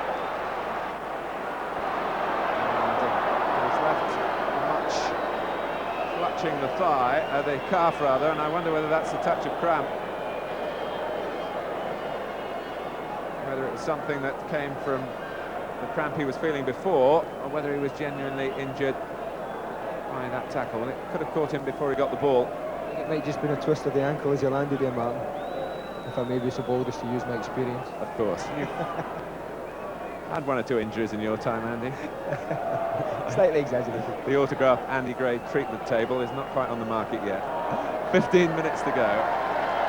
But Wolves, with both substitutes on, have a problem.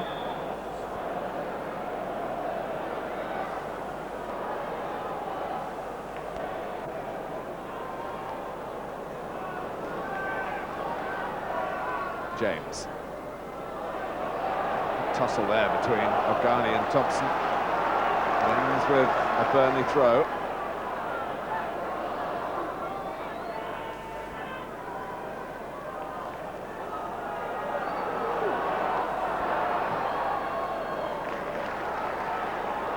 Well, they're certainly looking for Leighton James whenever they can. Deakin. Britain making a good crossfield run ahead of the ball.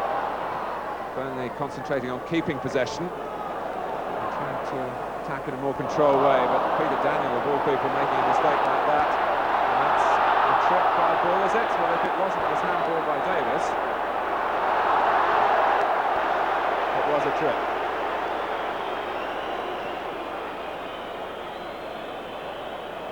Taylor. And some frustration showing there. He was certainly brought down by Bellamy. Meanwhile, Andy Mutch comes on, so the Wolves have their full complement back.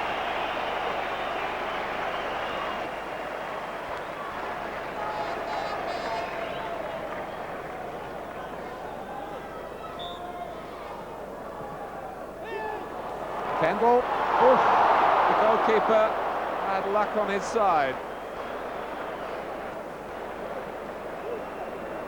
Well, bowed but not broken, Mark Kendall. And George Ogani launched himself after the goalkeeper's mistake. Andy? Yeah, it was a half chance, Mark. I think he might have thought the keeper was getting that. To see how good it was. He just reacted a bit late, but it's chances like that you have to take, in all honesty, when 2-0 down and running out of time. Just probably got a bit of pace on it with the flick from the goalkeeper's hand, and so. he was, if it was coming at this normal speed, he would have got to it. Ogani. Street. Not exactly streets ahead, but certainly ahead.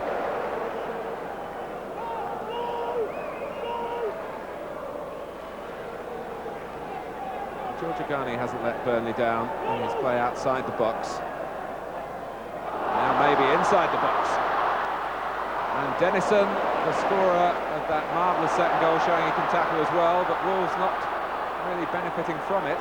Taylor, Farrell, waiting wide is Leighton James. Now Burnley really should be flooding players into the middle.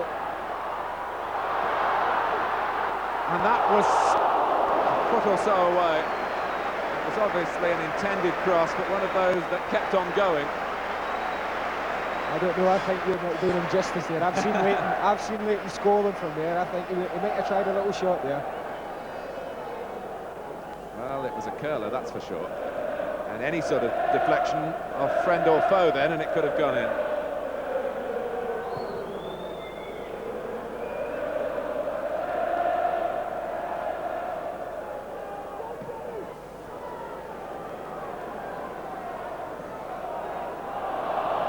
Taylor.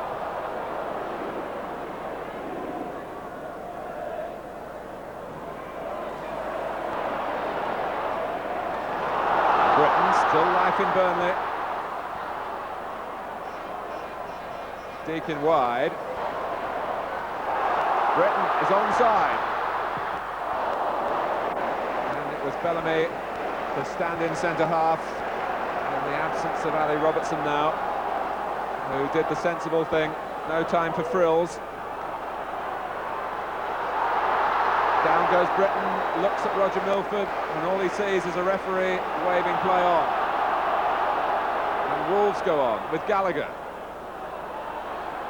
Vaughan.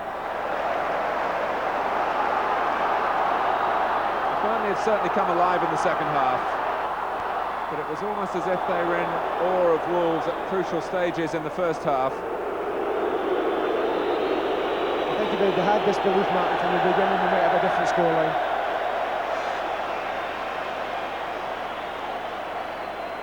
Well, Brian Miller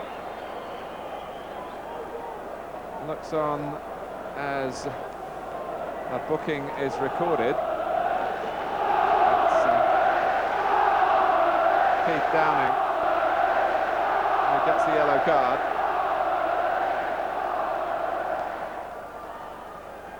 And the free kick offers Burnley another potential lifeline. Comstev! Well, that's something he may well reflect about in the months to come. As he moved in then, it looked odds on that Burnley might pull one back. He'll be bitterly disappointed, Martin. That's the best chance we've seen today. Gilt edge from 6 yards.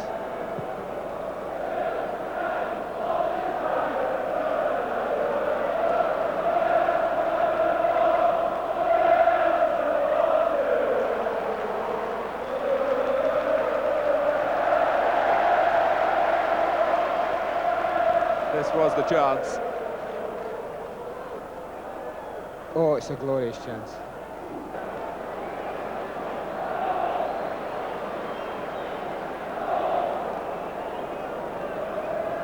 So Wigan won in 1985, Bristol City in 86. They were losing finalists last year to Mansfield.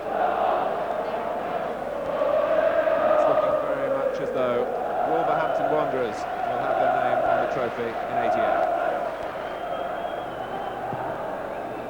These players who have to live with the history of the club, live with all the comparisons with the Billy Wrights, the Jimmy Mullins, the great days of the 50s, they'll be able to talk about the day in 1988 when they came to Wembley and conquered.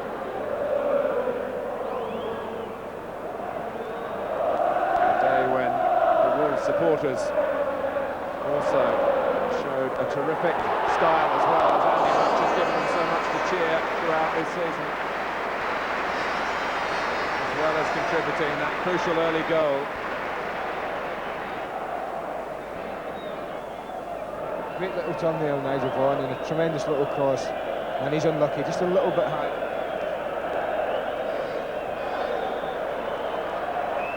So it's looking very good for Wolves. Both goals from restarts, corner and a free kick, and that's things that pleases managers and coaches.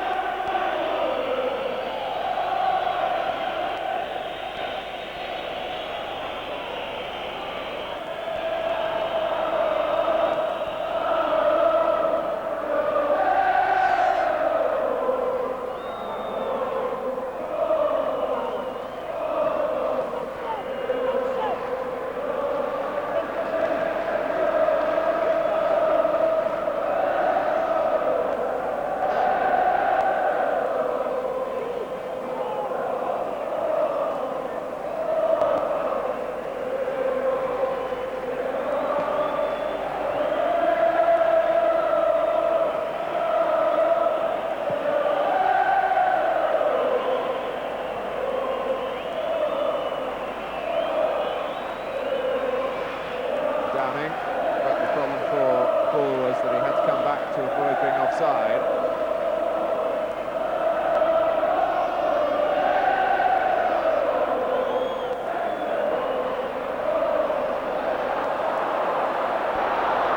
Here's Ball. Quite seeing the definitive Steve Ball charge, but he's played his part.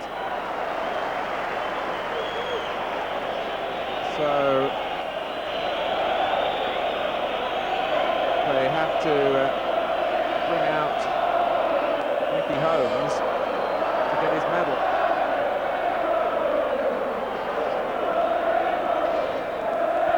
And he won't want to miss that moment.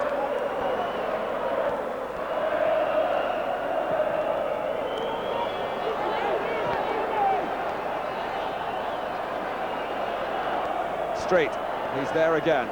The pass is shrewd, but he wasn't supported well by much on that occasion. But it didn't cost Wolves because Thompson was there. And really the story of the day, Andy, would you not agree that whenever Wolves have had a problem, they've come up with the answer? Yes, I think they've probably defended better than Burnley on the day. Burnley obviously, I think, started the game, as you said, in awe of Wolves, a little bit worried, and they suffered for it. And they found it very hard to get back from 2 goals down. It's been an uphill task from there on, Martin. As Wimbledon showed, the first goal so important in a final, and it came for Wolves. It delighted their supporters, who were here in their tens of thousands.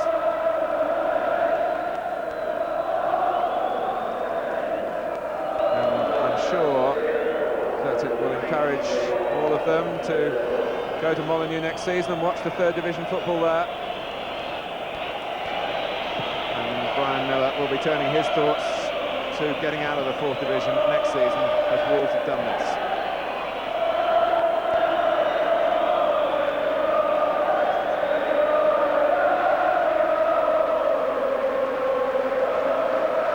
Looks like I'm going to get one right for a change, Martin. And it looks as though the favourites are going to have a Wembley win at last in this topsy-turvy 1987-88 season.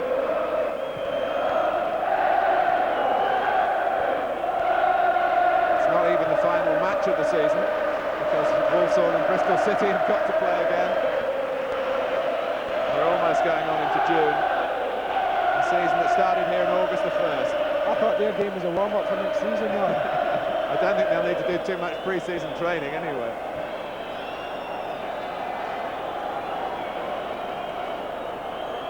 Ball! Oh, that would have crowned his incredible season.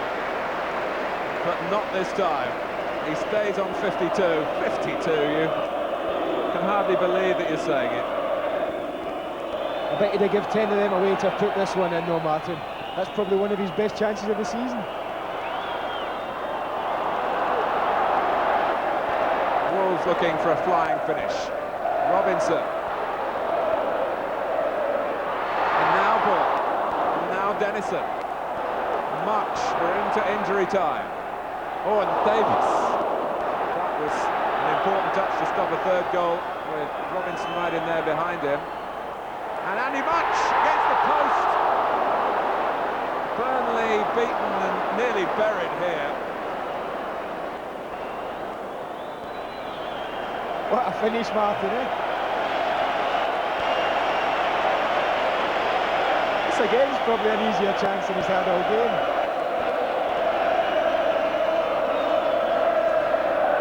But it's only incidental, because Andy Much and Wolverhampton Wanderers are winners here. There hasn't been much doubt about it, really, from the moment they scored through Much, coming up to the midway point of the first half. Comstead. Farrell trying to get in behind Downing, but the stand-in left back looks to the position ball.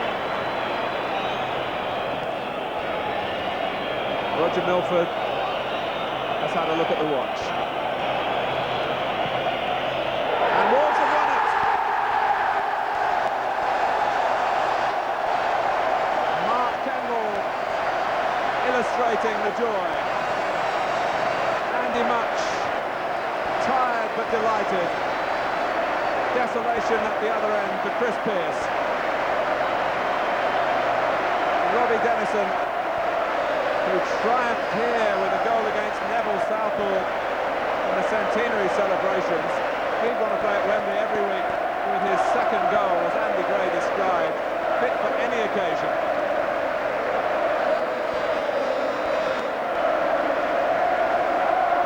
And Andy, your heart must go out to your old club now. Yeah, it's brilliant to see. I'm especially pleased for Graham Turner, actually, having worked with him at Aston Villa and been sacked there and taken over at Wolves and revived their fortune. Delighted for him.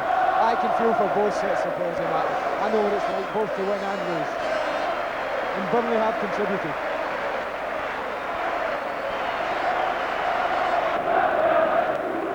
And we can show you how it was for Graham Turner as the final whistle went.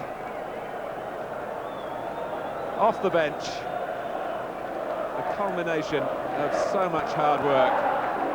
A double for Wolves, and nothing in the end for Burnley. And Brian Miller, you saw there, went across to straight away congratulate Graham Turner. The dances, the communication between players and fans, and now the applause from Wolves as the losers go up.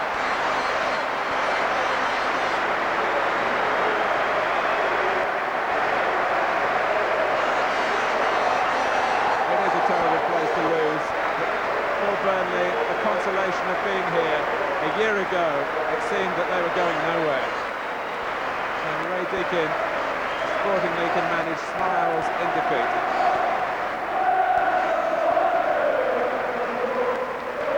The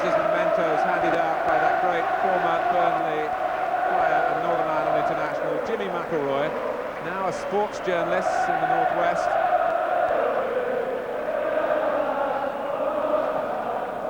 And obviously, at the left-hand end of the ground as we look, the mood on the faces of these players reflected too with the Burnley fans.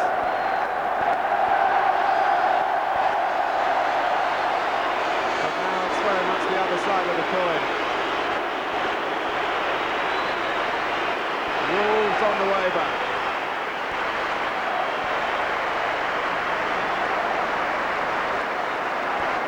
And it might be a bit of a slow climb for captain Ali Robertson. I bet he gets there though, Martin. He didn't finish the game, but he's waited a long time to be a winning captain at Wembley. Some 20 years in the game. Always a great servant to football.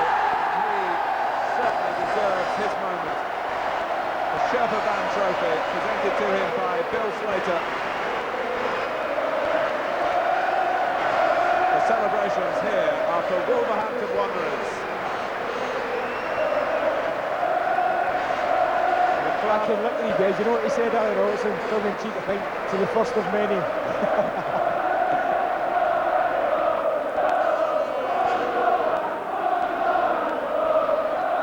I can imagine there'll be some party tonight. Gary Bellamy, Nigel Vaughan, who played the second half.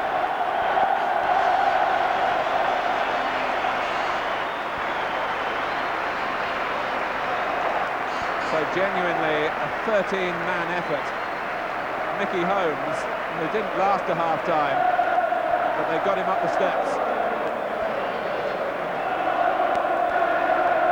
He's had some agony, but now he's getting the ecstasy of being a winner at Wembley.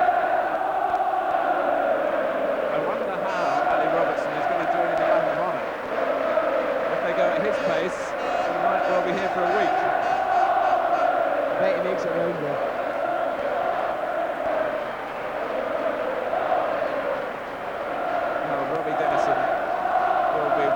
Videos of his goal. There was a time when players used to ask you for photographs of it, but we've moved on in the technological age. I don't remember that.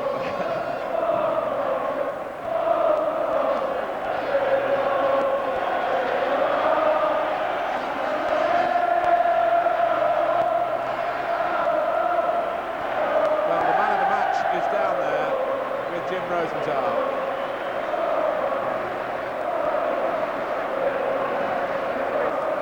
Chrysalis, man of the match. What an occasion for you. Yeah, it was great, and the boys did great today. It's great to have this award for a wonderful bit of work there from the boys. It was a bit hard to sort of get back into the swing of things after a 3-week break from the end of the week, but the club took us away at Spain and kept us sweet. And for the supporters, it's been marvellous. It's been great. A big season for Jamaica with John Barnes kicking up a couple of awards, and now you're getting this one here. Yeah, well, you know, you can't keep the boys out of it. We've got the black boys are back again. A great day for Wolves too. Oh, it's been superb. You know, the place has been dying for something to sort of pick them up again, and I'm quite pleased that we can give them this trophy. Well, listen, you're getting the Chrysalis golden record here from Rory O'Connor, Managing Director of Sherpa Van UK. Very well done indeed. Floyd, congratulations, super game. We've enjoyed it, hope you have. Yeah, boy, keep the trophy in the Midlands, eh? A golden record, a golden performance from Floyd Street. It's a bit too heavy for him to carry round, I think. He's racing to get back in the photographs. There he is now. And he wants to touch the trophy too. We get his picture taken of that a bit though.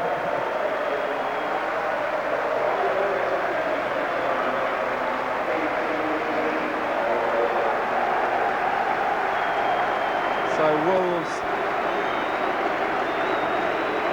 have the satisfaction. Andy, do you ever remember any of this? I mean, after all the emotion of it all, can you remember going round after you'd won it? No, I think this is the point of the game the part of the game that I have never ever been able to remember, is starting at the steps and going round and ending up in the dressing room.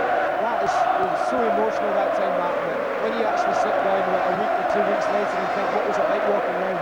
You forget it. I remember a lot more walking around when I'd lost than I ever did walking around having won a game. These lads will definitely remember that, Mark, as you said. I remember that. It's an awful walk. But they can feel proud. They've achieved something after last year of actually getting to Wembley here and taking part in an absolutely exceptional game. It was a tremendous advert for the lower league football. It is. It's a competition that really didn't get off to the best start. A few teams used to field their reserve players. They didn't believe that it had a place in a congested calendar. But once it became a Wembley occasion, then there was a genuine prize at stake. And it's grown and topped this one. I mean, almost a full house here for two outstanding clubs. It's amazing to think that actually more people are here today, Martin, than watched Scotland and England only a couple of weeks ago. Who would have ever have thought that? And 4 times the crowd that watched England against Colombia, with England going off to a major European Championship team. It shows you the size of this Wolves. I mean, to be fair, Burnley have brought a few, but Wolves have brought tremendous amount of support down here today. They are a big club. Well, Peter Daniel was a winner with Wolves and Andy Gray in 1980. But he's seen the other side of it today. But a good professional that he is, he's applauding supporters who've done so well for Burnley this year.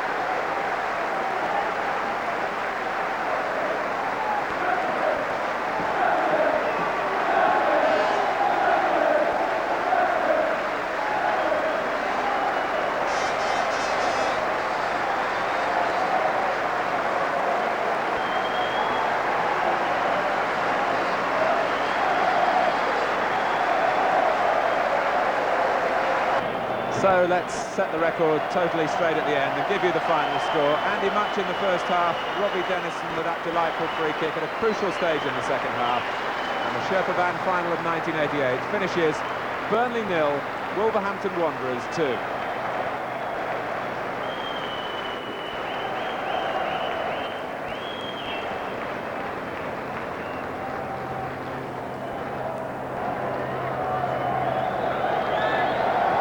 Well, Robbie, the free kicks weren't working in training, but they worked here, isn't that right? Well, I think that's the first one of the season, you know, but came at the right time to start the second half, you know. Everybody around me on the bench said he's going to score here. Do you have that conviction? Well, not really, no. We've been working on a few free kicks in training, you know, through the week, and I said to myself with Gary Bellamy was going to hit one. He hit the first one in the first half, so I thought it was my turn, you know, so it's lucky enough I went in. You're very low-key here. You're hardly sweating. Was it that easy for you? No. There's a lot of hard work going into it out there, you know. The lads worked very hard. Burnley, you know, played very well second half with quite a few chances as well, but I'm very pleased it's all over now. Great day for the club and all the fans as well. Oh, it's tremendous. As you see, the support we had here, we've almost 50,000 here. It's absolutely tremendous, you know. Very well done indeed. It's a good goal. We enjoyed it all. I'm sure you'll enjoy it on the video too. Yeah, I'll watch it a few times, I would say. I think you will. Graham Turner, you've had 1 or 2 hard times in this game. I would think this must make up for them. It's quite incredible, isn't it, the scenes? Who would have thought that 2 4th Division clubs could come to Wembley and almost fill it and create an atmosphere like this? I thought Burnley, they gave us 1 or 2 scares late on in the game. Perhaps we were a little bit fortunate to get away with 1 or 2 incidents. But at the end of the day, I mean, it's all incredible, isn't it? It's like a dream. It's like a dream after all the setbacks we've had. When you look back in your quieter moments and look back over what Wolves have achieved this season, what do you think your impressions will be and your verdict will be? Well, I think we've had a great spirit in the club. I think that's been the key to the whole thing. We've had 1 or 2 problems with injuries today, and it all shone through, that spirit. We've had to change 4 or 5 players positionally, and it all worked out right. And I think it's been a tremendously satisfying season. You know, I've personally had 1 or 2 setbacks, and when you see scenes like this and you win the championship and come to Wembley and win a cup, Marvellous occasion. Just finally, has the level of support here from Wolverhampton surprised even you? Yes, yes, it has. I didn't think we'd get anywhere near this number. And the colour and the noise has made it, you know, a marvellous spectacle. A great day out. Very well done to yourself and to your team. Thanks, Jim. Let's bring in Mark Kendall here as the manager moves away. Mark, another fella who's knocked around a bit in this game of football. This must be one of your greatest days. Yeah, it's a long way from Walthamstow Rec when I played in a charity game with your Jim back in 1979. But you remember that one? Yeah, well, I had a nightmare again that day. But no, it's tremendous. I mean, been in the game for 14 years now, and it's only since I came to Wolverhampton that we've had any success with it. Newport battering against the wall every week. But came now in 18 months. I mean, the club has turned around. As you can see, with the support, it's a big club. All they want is success, and hopefully this season we put ourselves back on the road. You're quite an emotional sort of fellow under it all, aren't you? This must be quite an emotional occasion for you. I think so. I mean, obviously we had a taste of it when we came to the Mercantile, but we knew now that there were two sets of supporters. I mean, our lot really outshone the Burnley supporters today. We've done it for them, we've done it for ourselves, and obviously it's a great double for the club. And 1 or 2 celebrations, I would think, lined up. Oh, yes, I think so. I think it'll go well into the morning. Well done, Mark. I'm pleased. That's Jim, cheers. Well, a really enjoyable afternoon in which Andy Gray has proved to be an expert tipster. Well done, and I guess a great enjoyment for you. Tremendous enjoyment, and it was nice to get one right for a change, Martin. But particularly pleased, being an old Wolves player myself, that they've lifted the trophy. Great. When we look at the lads in the dressing room now with the Sherpa Van trophy, a dressing room that you were in as a winner in the League Cup, does that bring back special memories? Can you tell us how they'll be feeling now? I think now they'll be sitting down now after all the euphoria of being outside and walking around the track. They've gone in there, they've sat down, probably got their medals out for the first time and actually had a good look at them and thinking, my God, have we really done it? And suddenly it'll just be starting to come through. They'll be having a few glasses, or a few bottles probably, of champagne to drink and be thoroughly enjoying it. And a couple came back out again into an empty stadium, Yeah. Phil Robinson and Andy Much, almost as if they can't believe that they've been part of it. I think that's the beauty of this competition. We see the two lads come out. I'm sure Andy Much just said to Phil Robinson there, did I really score about an hour ago on this ground? I mean, they're looking around it, probably thinking, was there really 90,000 people here a little while ago, and were we here? And let's hope that they too appreciate it, because that's what this trophy has been all about. One thing that you really appreciated, it was the other goal, the Robbie Dennison free kick. A goal to grace any occasion, you described it as, and let's look at it now. I think that was a fitting description, Martin. We criticised, well, I did, the goalkeeper for the first goal, thought he could have done better, but believe me, there was absolutely nothing he could have done about that. And that just about settled it. So the scene was set for Ali Robertson, one of the game's most loyal servants, to drag his injured legs up the Wembley steps to collect the Sherpa Van trophy for Wolverhampton Wanderers. Well done to them.